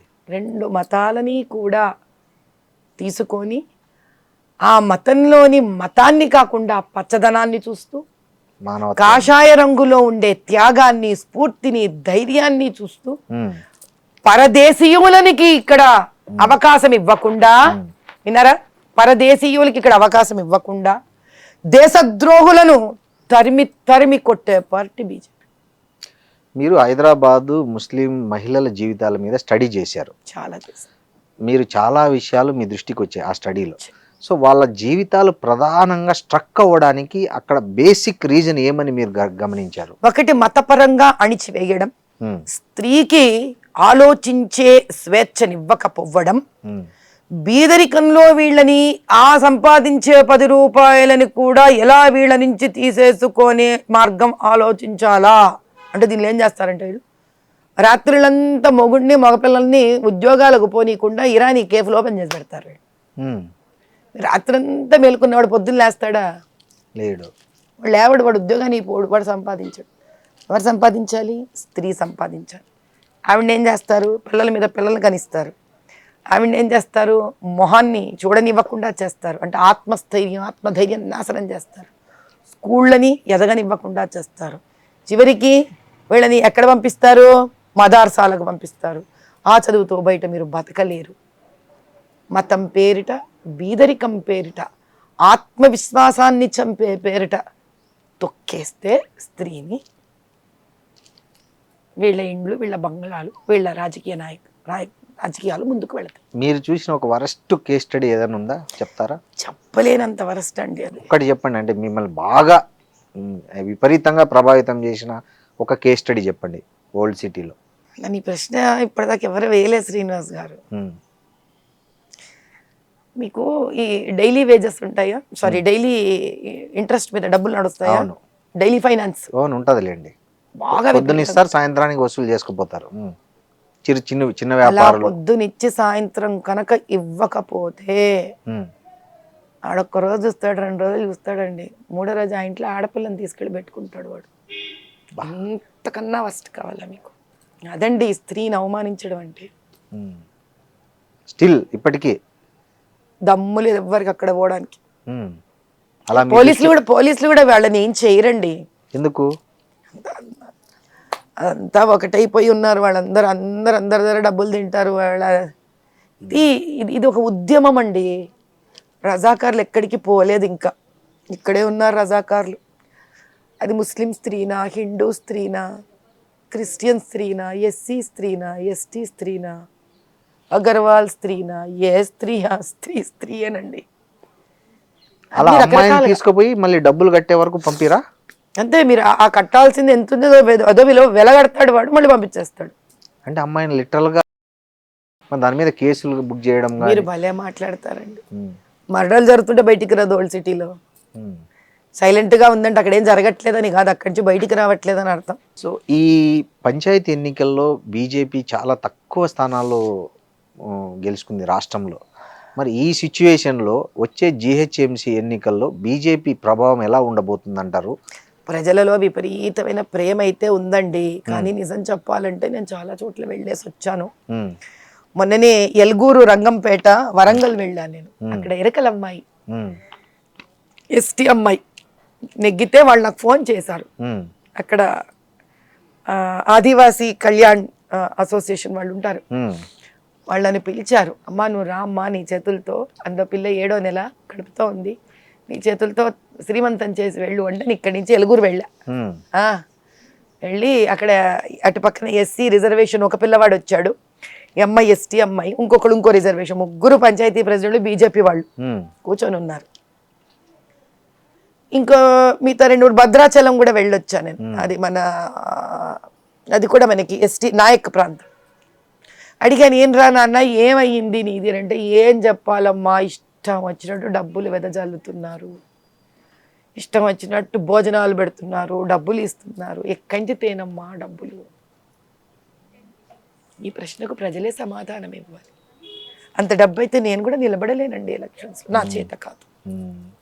ఎంతో మంది ఉన్నారు 200 కోట్ల పైచీలకు ఆస్తులు చూపించిన మీరే డబ్బు ఇవ్వలేని అంటే మీరు మంచి ప్రశ్న వేశారండి. 200 పైచీలకు ఉన్నవి షేర్స్ ఉంటాయి, కంపెనీ ఉంటుంది, సెటప్ ఉంటుంది. అవన్నీ రాజకీయంలో ఓటుకి నోటుకి ఇచ్చుకోవడానికి కాదు ఆ డబ్బులు. నేను చేసే చారిటబుల్ ప్రోగ్రామ్స్ కి ఎప్పుడు అప్పలేదేమో వారు. మరి అంత అన్ని వేల మందికి అన్నదానం చేశాను, స్కిల్ డెవలప్మెంట్ చేశాను, ఇప్పటికెంతో మందికి డిస్కౌంట్లు ఇస్తాం అందుకు. కానీ డబ్బు ఇచ్చి ఓటు కొనుక్కోవడానికి కాదు. నేను అలాంటి రాజకీయాలు నేను చెయ్యలేను. అంత మీదండి మీరు ఇస్తారని కాదు, అంటే డబ్బు ప్రభావం ఎంత పెరిగిపోయింది అంటే ఎలాంటి వాళ్ళు కూడా భయపడే పరిస్థితి వాళ్ళ సొసైటీలో నాకు ఉందండి. భయం ఖచ్చితంగా ఉంది. ఇష్టం వచ్చినట్టు డబ్బు పంపిణీ జరుగుతుంది. అట్లా బీఆర్ఎస్ పంపిణీ చేసింది, కాంగ్రెస్ చేస్తోంది. ఇలా చెయ్యాలి అనుకుంటే కనుక బహుశా మంచి అంటే కొత్తగా వచ్చి స్ఫూర్తితో ఉండి రాజకీయ నాయకులు అయ్యి ఏదో ఉద్ధరించాలి అనుకుంటే కనుక అలాంటి వాళ్ళకి కష్టం. ఒకటి నాకేమో అది నీతి, ఇట్స్ మై ఫిలాసఫీ. ఆ డబ్బు నేను వాళ్ళకి అలా ఎలా పడితే అలా అన్యాయంగా ఓటు కొనుక్కోవడానికి ఇవ్వలేను. ఇప్పుడు రిగ్గింగ్ బోగసింగ్ చేసి 6,37,000 తెచ్చుకుంటే మీరు ఎన్ని డబ్బులు ఇస్తే తీసుకుంటారండి? ఓ మాట చెప్పండి, ప్రజలకు వద్దా? మంచి నాయకుడు నాయకురాలు ప్రజలకు వద్దా? అప్పుడు నేను అక్కడ అడిగాను ఎలుగురు వాళ్ళని, మరి మీరెందుకమ్మా ఓటు వేశారు, మరి వీళ్ళు మీకెట్లా డబ్బులు ఇవ్వకుండా? ఆ పాపం ఎరుకల పిల్ల డబ్బులేం లేవు దాని దగ్గర, మరి ఎలా గెలిచావి అంటే, బీఆర్ఎస్ గవర్నమెంట్ కాంగ్రెస్ గవర్నమెంట్ ఎంత అన్యాయం చేసిందంటే, ఇక్కడ ఇప్పటికీ మా ఎస్టీ వాళ్ళందరూ ఓ నిర్ణయానికి వచ్చారు, మనలో ఒకళ్ళని నెగ్గించుకోవాలి, అప్పుడే మన ఊపిరి బయటకు వస్తుంది అని. అంత ఒక ఆదివాసీల మధ్యలో ఒక ట్రైబల్స్కి వచ్చిన జ్ఞానోదయం ఇలా సిటీలలో ఉండే వాళ్ళకి ఏ రోజైతే వస్తుందో. కానీ లాస్ట్ ఎన్నికల్లో బీజేపీ చాలా గట్టి ఫైట్ చేసింది జిహెచ్ఎంసీ ఎన్నికల్లో. సో ఈసారి ఇస్తాం, ఫైట్ ఇవ్వడానికి ఎక్కడ తక్కువ పోవదు, వెనక ఆడబండి శ్రీనివాస్ గారు, ఇచ్చే ఫైట్ ఇస్తాం. ఇప్పుడు మీకు చిన్న 3 పేర్లు ఇవ్వను. ఇప్పుడు నాయక్ బస్తీలో మంచి లీడర్ ఉన్నాడండి, ఆ పిల్లవాడు నాయక్, లంబాడి పిల్లవాడు. ఆ పిల్లవాడు సాఫ్ట్వేర్ ఇంజనీర్. అంటే ఎంత సంపాదించుకుంటాడు? వాడు ఒక ఇల్లు కట్టుకుని ఎంత సంపాదించుకుంటాడు? వాడని ఎప్పటి నుంచో అడుగుతున్నాడు, అమ్మ కార్పొరేట్ ఎలక్షన్స్ వస్తే నీ హయామే కదమ్మా ఇదంతా, నాకు టికెట్ ఇప్పించమ్మా, కానీ డబ్బులు ఖర్చు పెట్టుకుంటే ఎట్లమ్మా, ఓట్లకి ఎట్లమ్మా డబ్బులు ఇచ్చేది? ఇంకో స్థానం ఉంది జియాగూడ, ఎస్సీ పిల్లవాడు, మాదిగ పిల్లవాడు, వాడు లా చదువుకున్నాడు, బుద్ధిమంతుడు, ఎక్కడి నుంచి అమ్మా డబ్బు ఖర్చు పెట్టాలి? వాడు బస్తీలు అందరికీ సహాయం చేస్తాడు వాడు. ఏం చేయాలి నేను? ఇది మాధవీలత. ఏం చేయగలది ఈ మాధవీలత? డబ్బులు ఇవ్వకుండా ఓట్లు వెయ్యని ప్రజలకి ఏం చెప్తుంది ఈ మాధవీలత? ఒకటే చెప్పగలను నేను, నాయనా నీ ఓటు ఒక బీజం లాంటిది, ఒక విత్తనం లాంటిది. ఆ పవిత్రమైన ఒక ఓటు ఏమవుతుందో అనుకుంటున్నావు కానీ కలుపు తయారు చేస్తున్నావు నువ్వు. మేమేమో తులసివనం తయారు చేయాలనుకుంటున్నావు, నువ్వు డబ్బు తీసుకొని ఆ ఓటుతో ఒక కలుపుకి విత్తనం వేస్తున్నావు. మరి ఆ వేసిన కలుపు ఏం చేస్తుంది? గవర్నమెంట్ స్కూళ్ళని నాశనం చేస్తుంది. నువ్వు ప్రైవేటు వాడికి నీ కష్టార్జితం ఇచ్చుకొని ప్రైవేటు స్కూళ్ళని ఉద్ధరిస్తున్నావు. గవర్నమెంట్ హాస్పిటల్స్ని భయంకరంగా ఉంచుతోంది ఇదే కలుపు. రాజకీయ నాయకుడు అయ్యి పవర్లోకి వచ్చి నువ్వేం చేస్తున్నావు? నీ డబ్బులు తీసుకొని ప్రైవేట్ హాస్పిటల్కి, కార్పొరేట్ హాస్పిటల్కి వెళ్ళి నీ డబ్బును అక్కడ పాడు చేసుకుంటున్నావు. బాగున్న రోడ్డుని మళ్ళీ తవ్వి మళ్ళీ రోడ్లు వేస్తూ కాంట్రాక్ట్ పేరుతో డబ్బులు తింటారు. నీ ఇంటి ముందు వర్షం వస్తే ఆ నీళ్ళన్నీ నీ ఇంట్లోకి వస్తాయి. కాబట్టి రాజకీయం అంటే 5 ఏళ్లకు వచ్చే ఒక ఓటు కాదు, 1000 2000 రూపాయలు నువ్వు తీసుకునేది కాదు. నువ్వు 2000 రూపాయలు మాత్రమే తీసుకుంటావేమో, మహా అంటే 3000 తీసుకుంటావేమో. నీ తలకాయ మీద సుమారు 3 కోట్లు తింటాడు ప్రతి తలకాయ మీద రాజకీయ నాయకుడు. తిన్నా నష్టం లేదు. నిన్ను ఎందుకో పనికి రాకుండా అప్పుల పాలు చేస్తున్నాడు. కాబట్టి ఆ ఓటర్ అర్థం చేసుకోవాలి నాయన. మొన్న మీరు ఓట్లు పంచలేదు కదండి? మీరు మొన్న ఎన్నికల్లో డబ్బు పంచలేదా మీరు? చస్తే పంచను నేను. నా 3,20,000 3,29,000 ఓట్లు అంటే ఒక 30,000 ఓట్లు. నా ప్రజలు నన్ను ప్రేమించి, నన్ను ఇష్టపడి, నన్ను నమ్మి వేసిన ఓట్లు ఇంకా ఓట్లు పడేవి నాకు. కానీ మహానుభావులు ఇక్కడ డిలీట్ చేసి పారేశారు. కాబట్టి నా పాత బస్తీతో నాకు ఏ కంప్లైంట్లు లేవు. They are the most wonderful voters. నా పాత బస్తీ ఓటర్లు అంత అద్భుతమైన ఓటర్లని నేను చూడలేదు అక్కడ. కించిత్ తప్పు లేదు నా ఓటర్లు. అందుకే నేను ఎప్పుడు మా ఓటర్లని ఏమనను. నేను ఓడిపోలేదండి. నిజము, న్యాయం, ధర్మాన్ని చూపించారు నా ఓటర్లు. బోగసింగ్లు బూత్ క్యాప్చర్లు చేస్తే, ఓట్లు డిలీట్ చేస్తే వాళ్ళు ఏం చేయగలరండి పాపము. ఒక 1 వర్డ్ ఆన్సర్ చెప్పండి, నేను ఒక చెప్తా. రేవంత్ రెడ్డి. ఒక కుండ పాలల్లో విషం రేవంత్ రెడ్డి చేస్తారు. కవిత కల్వకుంట్ల. రాజకీయ దాహం ఆ మహాతల్లికి, స్త్రీమూర్తికి ఎంత ఎక్కువైందంటే గడాపటికి కుటుంబం నుంచి విడిపోయినా నష్టం లేదు. కానీ నేను ఎప్పుడూ న్యూస్లో ఉంటాను. అవసరమైతే అంత దూరం అన్నా పోతాను పదవులకు. మోడీ. మా జన్మ సుకృతం, మా అదృష్టం. మా అంటే ఓటరు, రాజకీయ నాయకులు కాదు. ఒక ఓటరుగా, ఒక భారతీయురాలుగా నా అదృష్టం మోదీ గారు. మా భవిష్యత్తు మోదీ. అమిత్ షా. మంచి సైన్యాధ్యక్షుడు, పక్కన గట్టిగా రాజుకు తగ్గ సైన్యాధ్యక్షుడు. మహాత్మా గాంధీ గురించి. స్వార్థం కోసం భారతదేశాన్ని తాకట్టు పెట్టేశాడండి. పేరుకి అంత మోజుంటుందా అనుకుని ఇప్పుడు తెలుసుకుంటున్నా. గాడ్సే. నిజాన్ని నిర్భయంగా చావొచ్చినా కూడా చెప్తానంటాడు. గాడ్సే. అందుకే ఆయన పేరులోనే ఉంది గాడ్. ఆయనను అర్థం చేసుకోవడం ఈజీ కాదు. ఆయన ముస్లింల మీద ద్వేషంతో ఆయనను కాల్చలేదు. మత పిచ్చిని రెచ్చగొట్టడానికి ఆయన పెట్టిన ఒక సొల్యూషన్కి దేశం ఇంకా నాశనం అయిపోతుందేమో అని తపన పడ్డాడు ఆయన. కష్టం. పెద్ద గొప్పవాళ్ళని అర్థం చేసి, భగత్ సింగ్ని అర్థం చేసుకోవడం కష్టం. గాడ్సే, భగత్ సింగ్ ఈక్వల్ ప్యాట్రియట్స్ అంటారు. ఏ సమయంలో ఆ రోజు బ్రిటిషర్లు హింస పెడుతుంటే చంపి ఆయన ఉరితాడెక్కాడు. హిందూ ముస్లింల మధ్యలో లేని అంటే ఇప్పుడు ఈయన పాకిస్తాన్కి వెళ్ళిపోతా అన్నాడండి. అంటే ఏంటి దాని అర్థం? భారతదేశం అన్యాయం చేసినట్ట. మరి పాకిస్తాన్లో జరిగిన అన్యాయం హిందువులకి ఎందుకండి ఆ డ్రామాలు?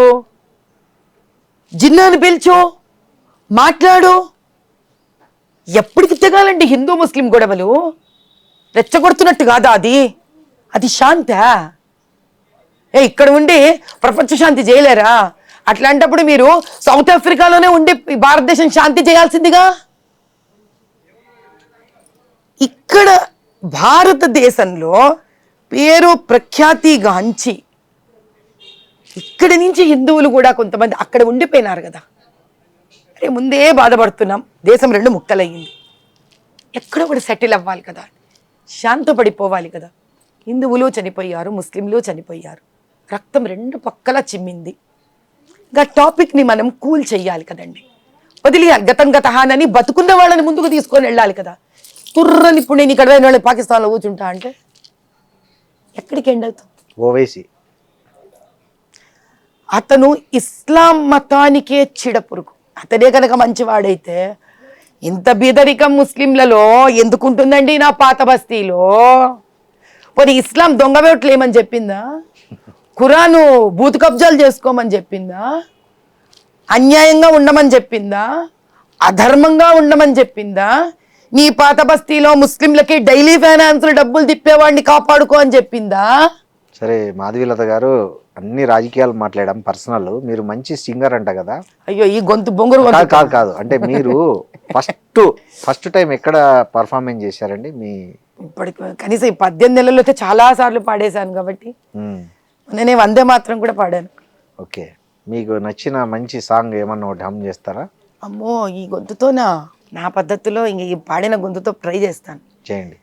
జయ జయ జయ ప్రియ భారత జనయిత్రీ దివ్యధాత్రి, జయ జయ జయ శత సహస్ర నరనారీ హృదయ నేత్రి, జయ జయ జయ ప్రియ భారత జనయిత్రీ దివ్యధాత్రి.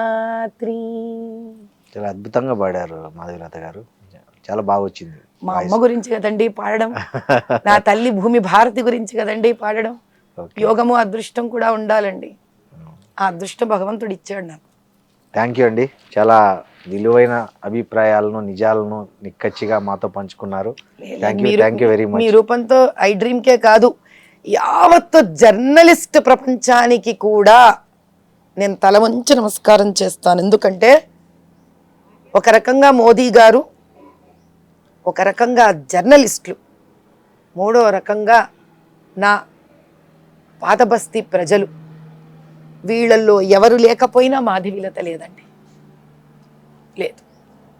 కాబట్టి మీరు జర్నలిస్ట్గా కూర్చున్నారు కాబట్టి వాళ్ళందరికీ చేసే నమస్కారం మీకు చేస్తాను. చాలా And for more videos, Please subscribe to iDream. Please subscribe to iDream. Please subscribe iDream. And please subscribe to iDream. For more videos, subscribe to iDream. please like, share and subscribe to the channel. Congratulations, iDream. Subscribe to iDream. Subscribe to iDream. So subscribe to iDream Media. iDream ki iDream team andarki huge congratulations. Please subscribe iDream Media. Please subscribe to iDream. Subscribe iDream. Please subscribe to iDream. iDream అంటే నా కళల ఛానల్ను subscribe చేసుకున్న నోరు తిరుగుతలేదు, మీరైతే గంట గుర్తు కొట్టండి. For more such videos, please subscribe to iDream.